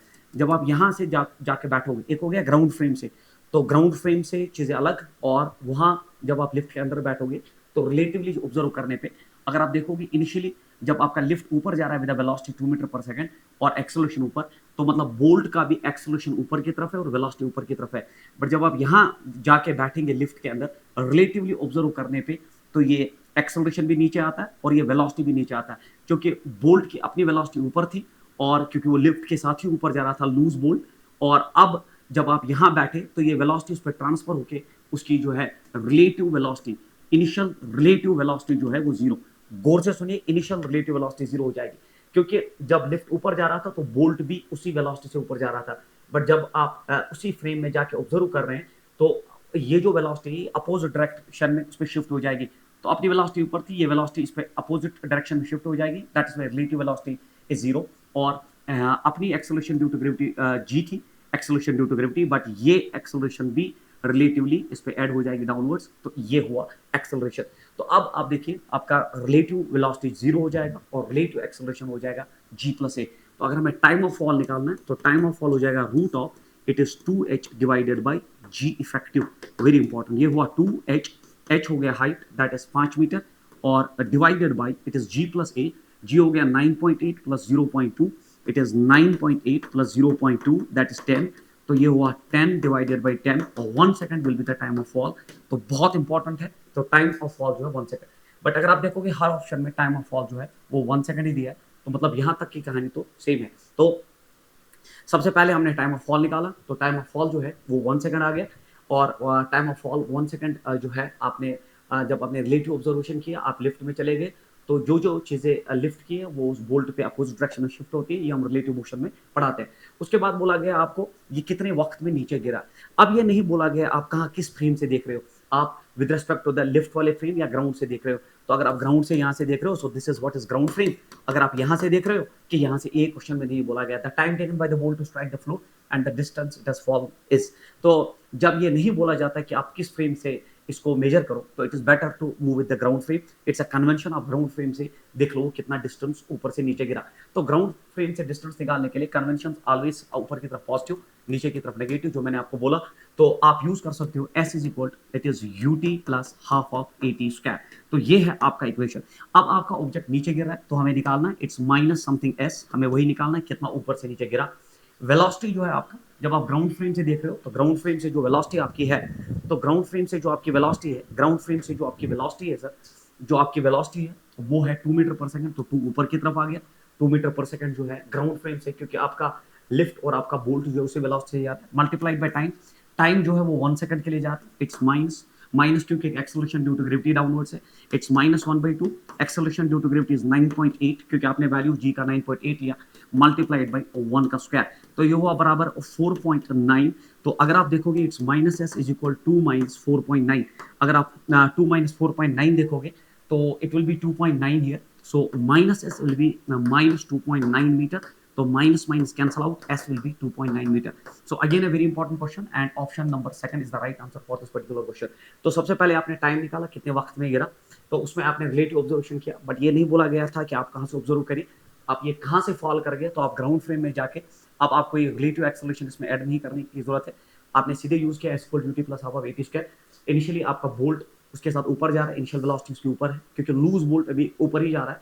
इनिशियल वेलोसिटी टाइम वो 1 सेकंड के लिए फॉल कर गया, माइनस हाफ ऑफ एक्सेलरेशन का वैल्यू 9.8 लेना है और मल्टीप्लाइड बाय 1 सेकंड का स्क्वायर, तो 2.9 मीटर ऊपर से वो फॉल कर गया। That's a very important question. Question number next is a ball is thrown vertically upwards with a speed of 10 metre पर second from the ground at the bottom of a tower 200 metre high. तो हमारे पास एक tower है जिसकी ground से height 200 metre है। Again a very important numerical, यहाँ से आपने एक ऑब्जेक्ट को with an initial velocity 10 metre पर सेकंड ऊपर फायर किया, तो ये है। So a ball is thrown vertically upward with a speed of 10 meter per second from the ground at the bottom of a tower 200 meter high.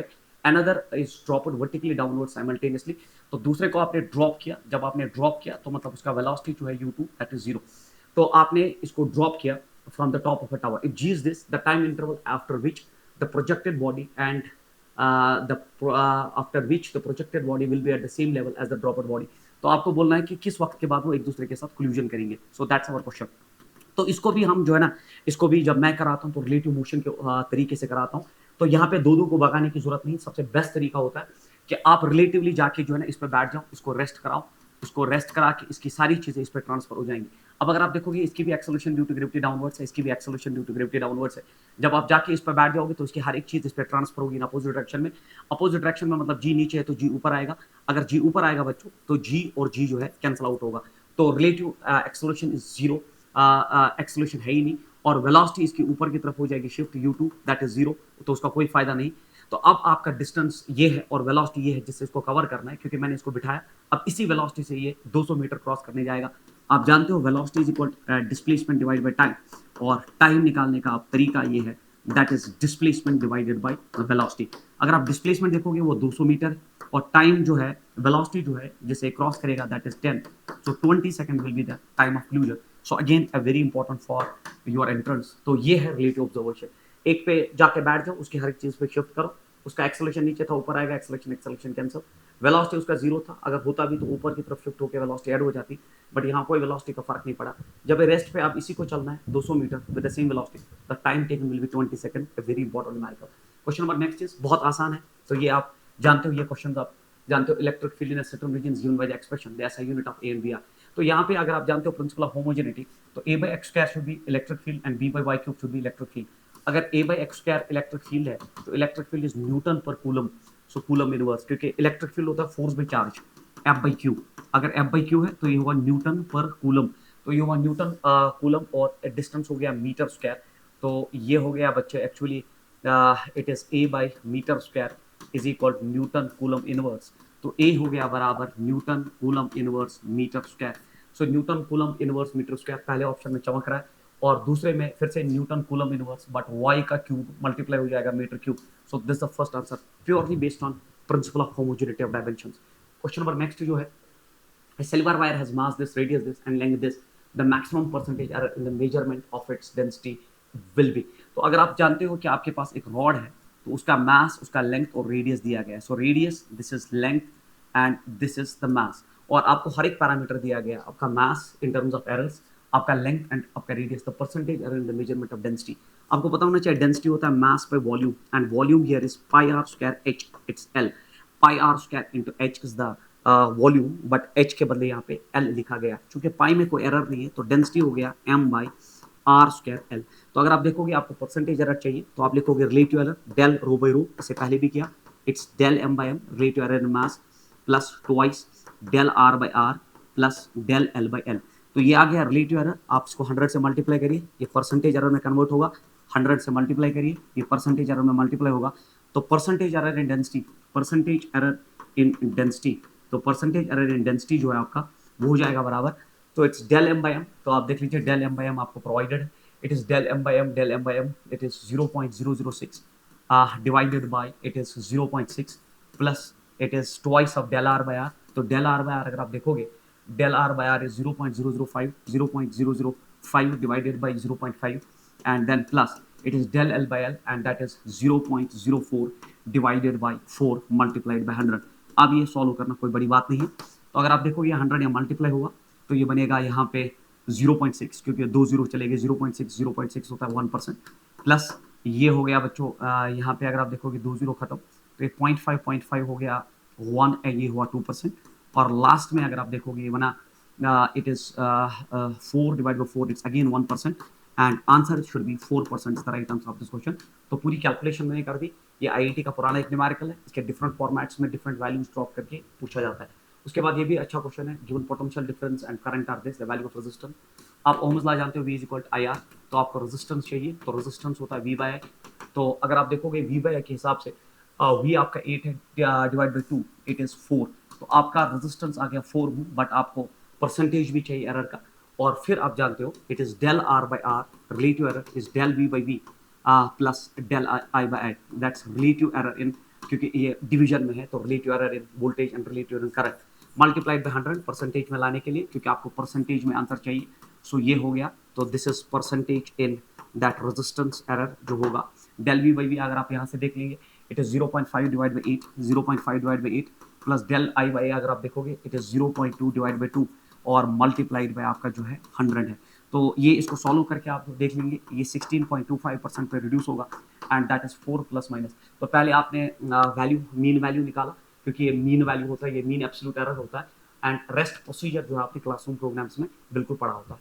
Question number next आपका जो है that is this one, the expression given below shows the variation of velocity with time, the dimensions of a b and c। तो principle of homogeneity कहता है ये velocity है, a t square भी velocity है, b t divide by c plus t भी velocity है। तो अगर वेलोसिटी आप देखोगे तो आप जानते हो it's m0 l1 t minus 1, तो डायमेंशनल फार्मूला वेलोसिटी आ गया। तो अगर ए टी स्क्वायर आप देखोगे तो ए टी स्क्वायर भी आपका जो है आपका m0 l1 t minus 1 के बराबर है। तो यहाँ अगर आप a देखोगे तो नीचे जाएगा फिर ऊपर जाएगा, तो बनेगा m0 l1 t minus 3, क्योंकि t ऊपर जाएगा t minus 2, t minus 1 is t minus 3, तो a भी आ गया आपके पास। उसके बाद अगर आप c देखोगे, c is added with your time, तो अगर c टाइम के साथ ऐड किया गया तो c is टाइम, तो c का डायमेंशनल फॉर्मूला t1 हो गया। और लास्ट में बचा अब आपका ये टाइम प्लस टाइम होता है टाइम, तो अब अगर आप देखोगे टाइम टाइम कैंसिल, तो b हो गया वेलोसिटी, b हो गया velocity that is m0 l1 t minus 1। तो हमारे पास a भी आ गया, b भी आ गया, c भी आ गया। पहले आपका ए टी स्क्वायर वेलोसिटी है, तो ए टी स्क्वायर वेलोसिटी से मैंने a निकाला, c यहाँ टाइम के साथ ऐड है, तो ये टाइम ही हो गया, और time plus time is time, time time cancel, तो b वेलोसिटी हो गया। अब आपको मल्टीप्लीकेशन में चाहिए a b c, तो a आपका जो है यहाँ पे है m0, it is l1 t minus 3 multiplied by b अगर आप देखेंगे तो it is m0 l1 t minus 1 multiplied by c, और c जो है दैट्स t1। तो अगर आप देखोगे यहाँ पे m हो गया 0, l जो है आपका m हो गया 0, l base are same, powers are added, ये हुआ l2 t, ये हुआ प्लस t minus t, इट्स t minus 3, so l2 t minus 3 m2 l2 t minus 3 is the right answer of this question, purely based on principle of homogeneity of dimensions। उसके बाद what is the dimensional formula of AB inverse in the equation? तो बहुत आसान है, where letters have their usual meaning। तो आपको पता है ये रियल गैस इक्वेशन है, इसमें V वॉल्यूम है तो B वॉल्यूम है, तो B हो गया L क्यूब, खेल खत्म। अगर B L क्यूब हो गया तो यहाँ पे A बाई वी स्क्वायर जो है वो प्रेशर हो गया, A बाई वी स्क्वायर यहाँ प्रेशर हो गया, और प्रेशर होता है फोर्स बाई एरिया।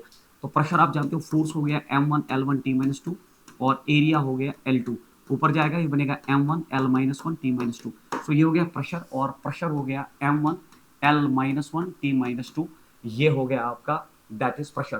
तो ये हो गया A is equal it is m1 L-1 T-2। ये हो गया एल क्यूब, वॉल्यूम हो गया एल क्यूब का स्क्वायर हो गया L6। बहुत आसान है। ये हो गया m1, ये हुआ L5 क्योंकि 6 - 1 इज 5 एंड T-2। तो हमारे पास ए भी आ गया, हमारे पास बी भी आ गया। तो अब हमें चाहिए ए बी इनवर्स। तो ए बी इनवर्स का डायमेंशनल फॉर्मूला चाहिए। तो ए एज इट इज आएगा, दैट्स m1 L5 T-2 और बी इनवर्स हो गया, इसका इनवर्स हो गया L-3 क्योंकि बी इनवर्स है ना, L3 का इनवर्स हो गया L-3। तो ये हो गया m1, तो ये हुआ L2 and then it's T-2 क्योंकि 5 में से 3। तो m1 L2 T-2 is the right answer of this question. थोड़ी सी मॉडिफिकेशन, तो आपने L को इन्वर्स करना है और फिर आपका आंसर मिल जाएगा। Question number next is again principal of homogeneity और बाकी सारी चीजें जो आप जानते हो, that all exponential, trigonometric and logarithmic functions are dimensionless.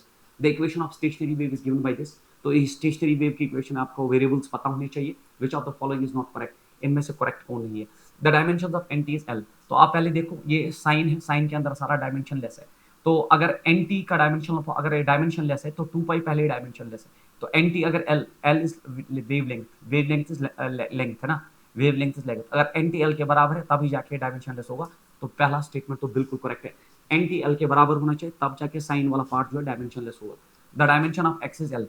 तो dimension of X is L, तो dimension of X is L, बिल्कुल एक्स तो लेंथ होता है, the dimension of X is L. और कैसे देखो, 2 पाई तो डायमेंशन लेस है।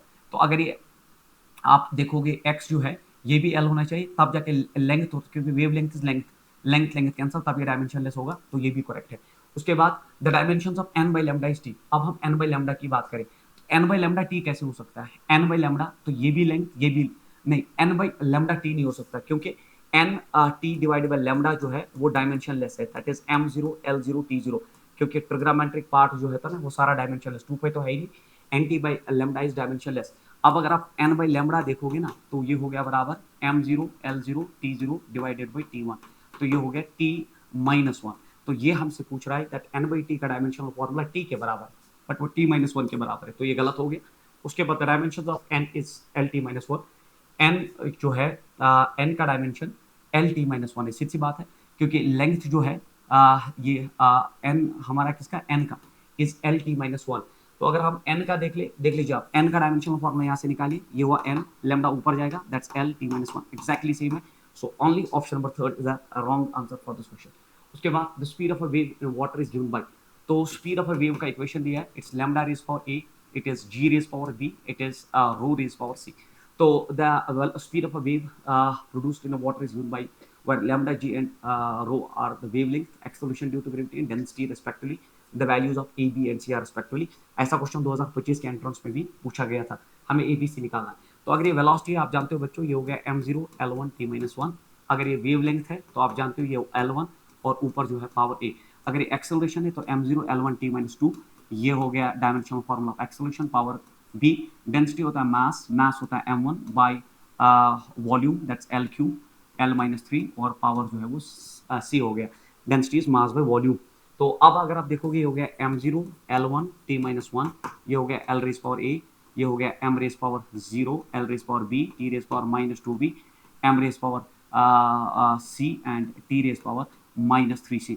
तो ये हम थोड़ा सा इसको अरेंज करते हैं, m0 L1 T-1, और कोई तरीका नहीं इसको सॉल्व करने का। m एक साथ लाइए तो ये हुआ m raise power c, length एक साथ लाइए a प्लस b, और लेंथ यहाँ पे भी है, लेंथ हो गई a प्लस b, और अब जो है और कोई नहीं है।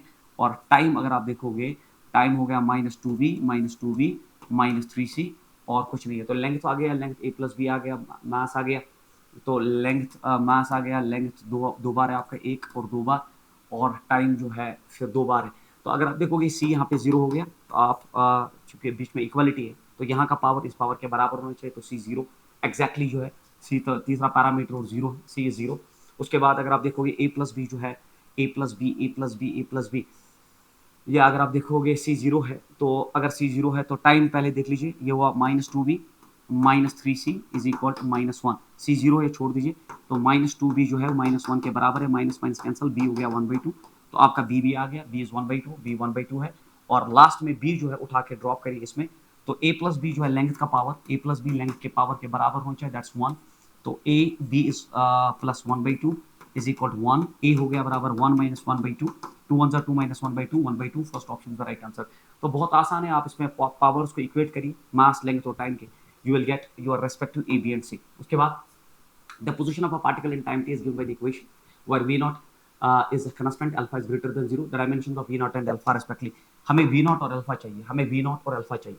तो सबसे पहली फुर्सत में ये है पोजिशन ऑफ अ पार्टिकल, ये एक्सपोनेंशियल फंक्शन है, e raised power समथिंग है।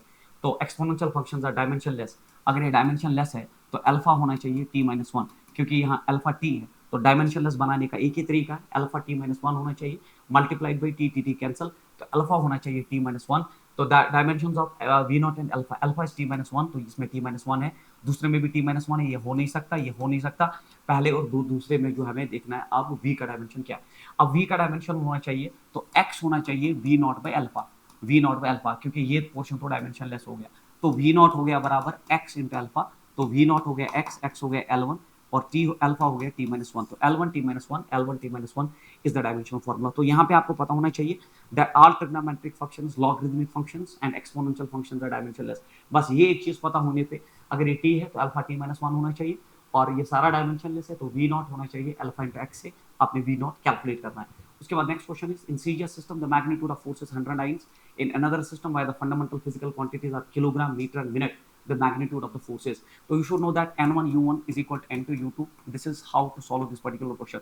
तो पहले सिस्टम में यूनिट ऑफ फोर्स इज 100 और ये सीजीएस सिस्टम में है, तो सीजीएस सिस्टम में अगर आप फोर्स का डायमेंशनल फॉर्मूला देखोगे इट्स m1 l1 t-2, तो ये हो गया ग्राम, ये हो गया centimetre divided by second square, क्योंकि m1 l1 t-2 ये हो गया सेकंड, सीजीएस सिस्टम में ग्राम सेंटीमीटर सेकंड, n2 हमें निकालना है, और किस सिस्टम में, that is KG, then it is metre divided by minute का स्क्वायर। तो इसका ख्याल रखिए, क्योंकि in another system where physical quantities are kilogram, metre and minute, अब इसको सॉल्व करना है। तो बच्चों क्योंकि आपको इस सिस्टम में लाना है तो ये 100 सही है, आप जानते हो 1 gram is 10⁻³ kg, 1 centimetre is 10⁻² metre, 1 second is 1/60, that is minute का होल स्क्वायर, इज इक्वल, ये हुआ n2, ये हुआ kg, ये हुआ gram divided kg metre, sorry kg metre by minute का स्क्वायर। तो यहाँ पे आप kg कैंसल आउट हुआ, मीटर कैंसल आउट हुआ, मिनट स्क्वायर कैंसल आउट हुआ, n2 आराम से मिल जाएगा, ये हुआ 10 raise power, it is 10⁻², cancel out, ये हुआ 60 का स्क्वायर 3600 ऊपर जाएगा, 3600 को आप 10⁻³ से मल्टीप्लाई करिए, 2 0 निकल गई और बचा 3.6, तो n2 should be 3.6 is the way to solve this question। तो purely based on the formula n1 u1 is equal to n2 u2 by which you can solve it। उसके बाद ये बहुत आसान क्वेश्चन है, an arrow is shot in air, आपने एक arrow को शॉट किया एयर में, तो you have fired an arrow like this, its time of flight is 5 seconds, तो इसका टाइम ऑफ फ्लाइट जो है वो time of flight is provided and that's provided equal 5 seconds। तो इसका टाइम ऑफ फ्लाइट जो है वो 5 seconds दिया गया है, its horizontal range is 200 metre, इसका हॉरिजॉन्टल रेंज जो है वो 200 मीटर दिया गया है, the inclination of the arrow about the horizontal is, तो we have to calculate theta. तो आपको पता होना चाहिए कि मैंने पहले ही लिखा that there are two formulas which are very important, r tan theta is equal to 4h and h is equal to 1/8 gt square. जब मैंने दूसरा या तीसरा क्वेश्चन शायद किया था तो ये दो फॉर्मूलाज बड़ी इंपॉर्टेंट। हाइट निकालने का सबसे आसान फॉर्मूला 1/8, g हो गया 10, t हो गया टाइम ऑफ फ्लाइट का स्क्वायर दैट इज 5 स्क्वायर, तो हो गया 25, और 25 इंटू 10 हो गया 250 डिवाइड बाई 8 मीटर। तो जैसे हाइट मिला तो इस इक्वेशन में ड्रॉप करिए, तो आपका रेंज जो है वो 200 मीटर है, तो ये हुआ 200, ये हुआ tan of theta is equal 4 times height जो है दैट इज 250 डिवाइड बाई 8। तो ये होता है बिल्कुल आसान तरीका करने का, 4 2 हो गया दैट इज 8, देखो 1 0 चला गया, तो अगर आप देखोगे 5 4 आर 20 एंड 5 5 आर 25, तो tan ऑफ थीटा हो गया बराबर it is 5 divided by 8, theta हो गया बराबर tan inverse 5/8 should be the right answer. So ये होना चाहिए tan इनवर्स 5/8। तो अगर आपको ये इंपॉर्टेंट इक्वेशंस याद है प्रोजेक्टाइल में, ओब्लिक प्रोजेक्टाइल में, तो आप क्वेश्चन को मिनिमम टाइम में निकाल सकते हो, अदरवाइज आपको लेंथी कैलकुलेशंस करनी पड़ेंगी। तो r tan theta is equal to 4h, range, height और एंगल ऑफ फाइंडिंग में इक्वेशन, और h is equal to 1/8 gt square, 1/2 नहीं, हाइट और टाइम ऑफ फ्लाइट, कोई सोच रहा होगा 1/2 होता है, it's 1/8, it's a special equation which is derived out of calculations. The equation of a projectile is, equation दिया है y is equal to 16x minus it is 5/4x square. ऐसा equation मैंने एक बार दिखाया आपको, इक्वेशन एक्चुअली है trajectory का ax माइनस bx स्क्वायर, और मैंने दिखाया जब y यहाँ 0 ड्रॉप करते हैं तो रेंज होता है बराबर a/b। तो अगर आपको रेंज यहाँ निकालना है हॉरिजॉन्टल रेंज a/b, a हो गया 16, b हो गया 5/4, तो ये हो गया 16 इंटू 4 डिवाइडेड बाई 5, तो ये हो गया आपका 64 डिवाइड बाई 5। अगर आप डिवाइड करोगे तो ये 12.8 मीटर पे रिड्यूस हो जाएगा, विच is nothing but option number 4। तो ये छोटी सी चीज अगर आपको पता है कि इस इक्वेशन का ए और बी, अगर आपको पता है ए और बी, ए को बी से डिवाइड करने पे रेंज मिलता है, तो आपका क्वेश्चन बिल्कुल आराम से सॉल्व होता है। उसके बाद from a point on the ground at a distance 2 meters from the foot of a vertical tall tower, तो आपके पास एक टावर है, आराम से देख लीजिए, it's a very special question. तो आपको क्वेश्चन में बोला गया from a point on the ground at a distance of 2 metres from the foot of a tower, तो यहाँ से यहाँ की दूरी जो है वो 2 मीटर दी गई है। तो 2 मीटर दूरी से, फुट ऑफ द टावर से, आपने एक प्रोजेक्टाइल को, ball is thrown at an angle of 45 degree, आपने एक बॉल को 45 डिग्री पे फायर किया, तो you have fired it at 45 degree, which just clears the top, and then afterwards it strikes the ground at a distance of 4 meter on other side, और जब ये यहाँ गिरा तो ये फर्दर डिस्टेंस जो है 4 मीटर के बराबर दिया। This is the language, very important, it's a very special equation based question. The height of the tower is, तो आपको y निकालना है इसका हाइट, तो आपको पता होना चाहिए it's a special form of trajectory, that's y is equal to x tan theta into 1 minus X by are. तो ये आपने पढ़ा होता है, it's a special form of equation of trajectory. जब आप सॉल्व करते हो 11th क्लास में सॉल्व करते हैं, एंट्रेंस की बात ही नहीं, y हमें मिल जाएगा, x आपका जो है ये, जब आप initially foot of the tower से कितना दूर थे 2, tan ऑफ 45 होता है 1, लिखने की जरूरत नहीं, tan of 45 is 1 minus x is again वही 2, एंड r जो है रेंज होता है यहाँ से यहाँ तक, हॉरिजॉन्टल लेवल पे वापस आने में जो टोटल डिस्टेंस है दैट इज 6। तो बच्चों ये सॉल्व हो गया, y इज इक्वल टू, ये हुआ 1 माइनस एक्स बाई 6, तो 1 माइनस एक्स नहीं है 2 है, सॉरी, इट्स 2 बाई 6, तो ये हो गया 2 3 6, तो y हो गया बराबर इट्स 2, ये हो गया 3 1 3 minus 1, it is 3, sorry, it is 3 minus 2, it is 1, है ना, मैंने गलत किया क्या, x is 2, range is 4, 2 3 6, so it is 2 3 6, it's 1 by 6 है ना, it's 1 by 6 here, 1 by, it is 2 by 6, it's 1 by 3, sorry, 3 1 3 minus 1, it is 2 by 3, तो बच्चों ये 2 by 3 है, सॉरी कैलकुलेशन एरर हो गया, y is equal 4 by 3 is the height of the tower which is nothing but option number 4। तो ये special form of equation of trajectory, जहाँ पे आपको पता होना चाहिए x क्या है और रेंज क्या है, एंगल ऑफ फायरिंग क्या है। उसके बाद नेक्स्ट क्वेश्चन आपका है, a particle is projected horizontally with the speed of this, so you have fired it like this from some height at t equals 0, at what time will its velocity make an angle 60 degree with the initial velocity। तो ये question जो आप diagram based ही बनाओ, ये है velocity, और after some time horizontal velocity में तो कोई फर्क नहीं पड़ता, it is 20 by root 3 always metre पर second, and this the vertical component of velocity and it is g t. तो इनिशियली वर्टिकल वेलोसिटी जीरो होती है, but after some time velocity जो होता है that is acceleration due to gravity into time, क्योंकि velocity होता है जी इनटू टी। आपको ये एंगल पूछा गया, ये एंगल कितना है, ये एंगल निकालने के लिए हम जीटी को यहाँ शिफ्ट करेंगे, तो जीटी इधर आ गया, let us consider this angle be alpha.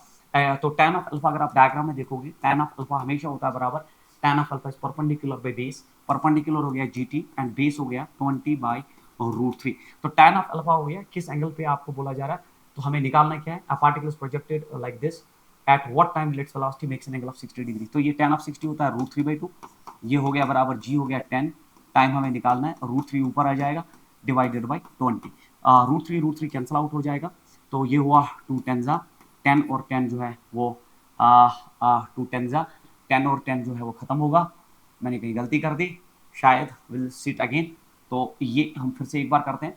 तो tan of alpha, tan of 60 होता है रूट 3, सॉरी tan ऑफ 60 होता है बच्चों रूट 3, ये हो गया g10, t निकालना है, t हमें निकालना है, ये हो गया 20 और रूट 3 गया ऊपर, रूट 3 गया ऊपर, तो रूट 3 कैंसिल, मैंने गलती की थी, t is equal 20 divide by 10, और 20 डिवाइड बाई 10 होता है 2 सेकंड, तो 2 सेकंड के बाद जो है वो एंगल 60 डिग्री बनाएगा हॉरिजॉन्टल के साथ, दैट्स आवर क्वेश्चन। तो ये है बच्चे आपका initial vertical velocity 0 after it is GT, GT यहाँ है, tan of alpha is perpendicular by base से आपको क्वेश्चन सॉल्व करना है। उसके बाद a man walking to the east at 2 kilometre per hour, तो अ मैन, फिर से रेन एंड मैन का बहुत important question, a man walking to east at a speed of 2 kilometre per hour. उसके बाद and the rain drops appear to him dropping vertically downwards, जो चलते हुए आदमी को दिखता है वो ने हमेशा बोला वो रिलेटिव होता है, तो इट्स वी आर एम, तो उसको लगता है कि रेन ड्रॉप्स परपेंडिकुलरली गिर रहे हैं विद अ वेलोसिटी, और वो वैल्यू भी दिया है it is 2 kilometre per hour. तो चलते हुए आदमी को जो भी दिखता है ना वो रिलेटिव होता है, उसका ख्याल रखिए, वो कभी एक्चुअल नहीं होता। And the rain drops appear to him dropping perpendicularly at 2 kilometre per hour, तो जो अपीयर होता है वो वी आर एम होता है और एक्चुअल अलग होता है, the real velocity of rain is, हमें रियल वेलोसिटी निकालना है। तो मेरा तरीका हमेशा आदमी को रोक दो, ये वेलोसिटी इधर आ जाएगी तो ये 0 हो जाएगा, वो रेन ड्रॉप पे आ जाएगी, तो वीएम आ जाएगा इधर 2 किलोमीटर पर आवर।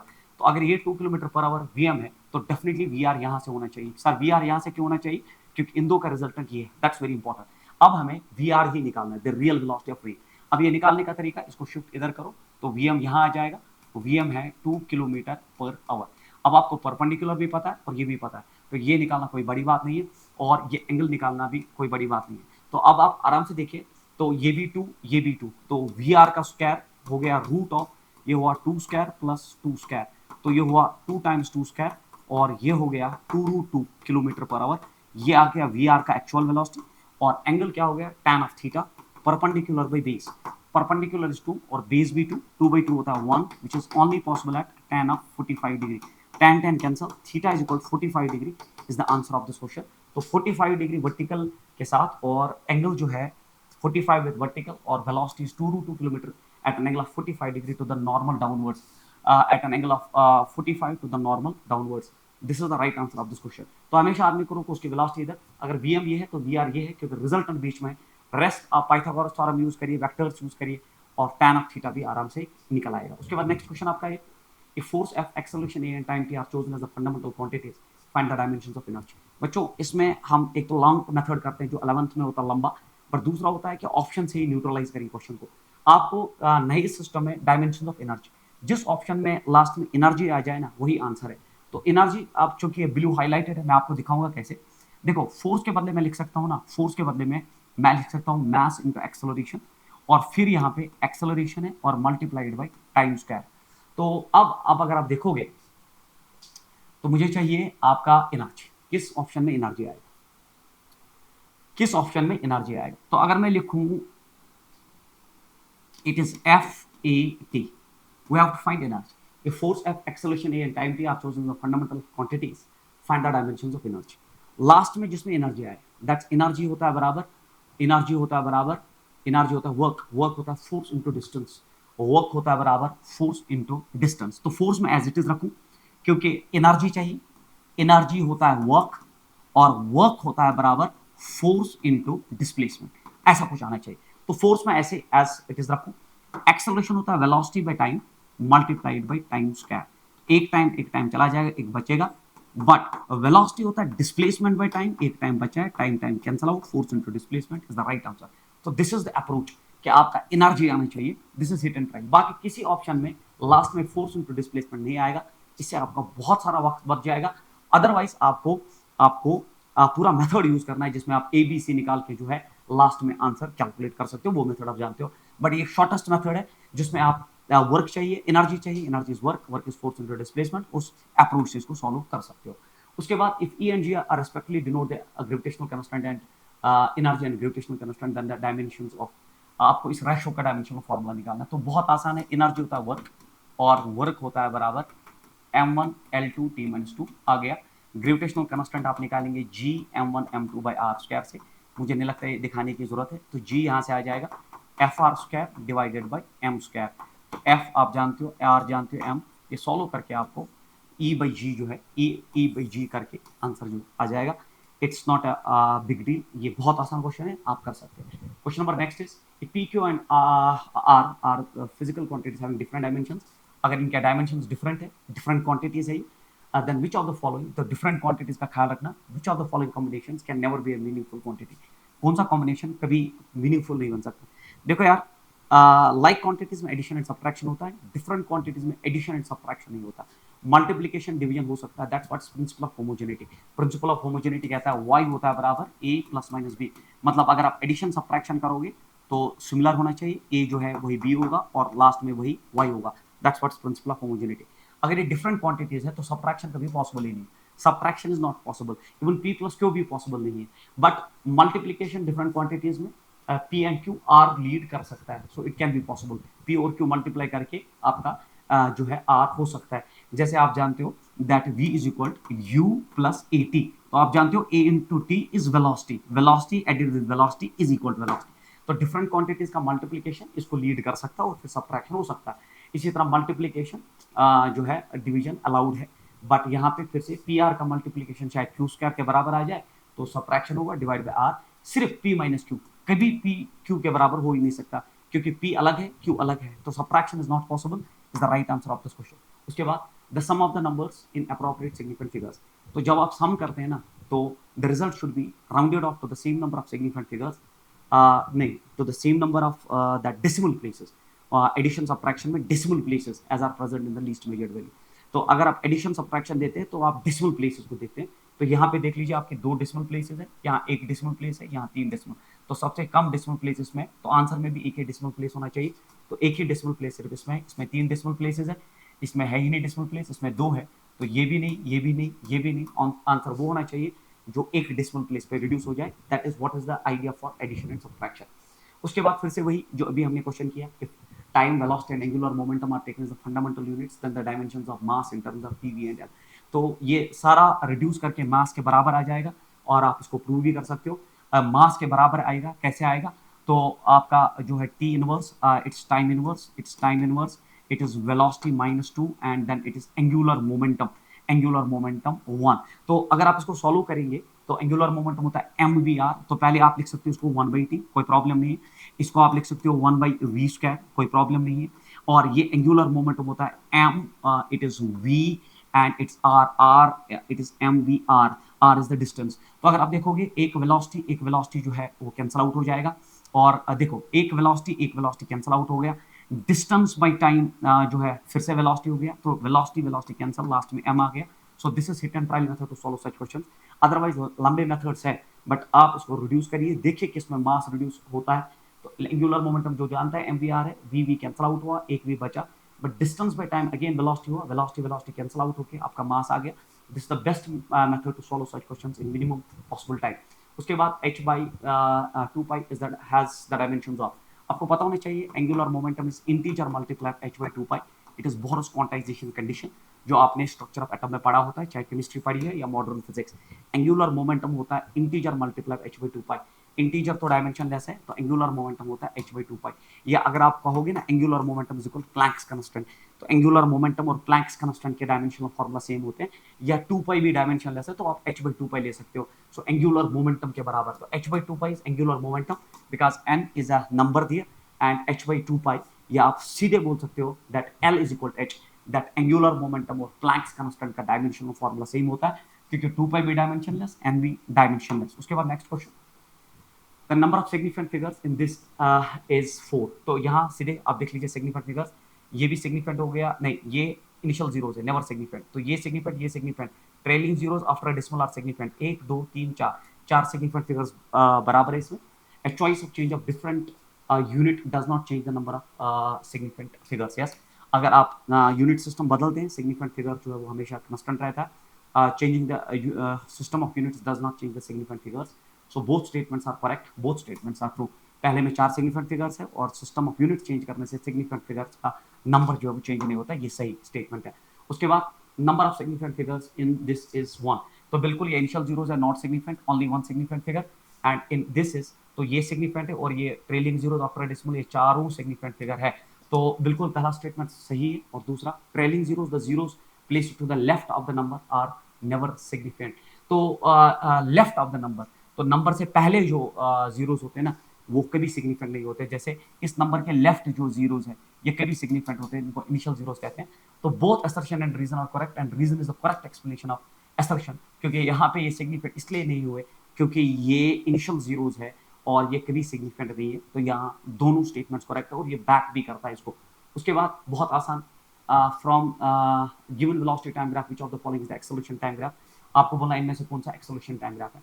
तो अगर ये वेलोसिटी टाइम ग्राफ है तो it is having an acute angle here, तो वेलोसिटी इज पॉजिटिव, क्योंकि acute angle velocity time graph का स्लोप हमें एक्सेलरेशन देता है, acute angle it is velocity is positive but constant, straight line का slope जो है वो कांस्टेंट होता है, इट्स पॉजिटिव कांस्टेंट, तो एक्सेलरेशन होना चाहिए पॉजिटिव कांस्टेंट, तो यहाँ पे बिल्कुल ये पॉजिटिव कांस्टेंट है।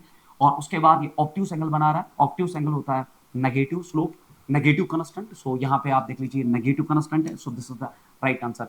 ये भी गलत, ये भी गलत, और ये भी गलत, ये और ये में फर्क इतना ही है, आपको पता होना चाहिए पॉजिटिव कांस्टेंट है, और ये पता होना चाहिए नेगेटिव कांस्टेंट है, तो positive constant, negative constant should be the right answer of this question. उसके बाद a ball is projected with velocity 10 meter per second in a direction making length 30 degree, तो आपने 10 मीटर पर सेकंड से fire किया with an initial velocity of 10 metre पर second at an angle of 30 degree to the horizontal. हमसे पूछा गया with horizontal what is the position coordinates of the ball in after 1 second. तो आपको position coordinates मतलब ये हो गया एक्स एंड वाई आपको निकालना है after T equal to 1 second, 1 second के बाद इसके एक्स एंड वाई कोऑर्डिनेट्स निकालने हैं। So this is Y and this is X, आपको एक्स एंड वाई निकालना। अगर आप देखोगे ये हुआ u cos 30, ये हुआ u cos 30 वेलोसिटी और ये हुआ u sin ऑफ 30। तो अगर आप देखोगे x कोऑर्डिनेट हो गया this velocity which is responsible that is u cos theta into the time t। तो x हो गया u cos 30, it is 30, it's √3/2 and t is 1। ये हुआ 2 5 10, 5 into 1.732 होता है 8.66। तो ये हो गया x कोऑर्डिनेट। अगर आप y कोऑर्डिनेट की बात करते हो तो that is u sin theta into t minus half of gt square. क्यों सर? क्योंकि acceleration due to gravity is downwards, जबकि जहां से मोशन पॉजिटिव नीचे नेगेटिव। तो y हो गया बराबर 10, sin 30 होता है 1/2, t हो गया 1 माइनस 1/2, g का वैल्यू हो गया 10 मल्टीप्लाइड बाय 1 का स्क्वायर। तो ये हुआ 2 5 10 माइनस 2 5 10। तो अशर कहीं मैंने गलत कर दिया, half of g t square, g हो गया 10 1 स्क्वायर,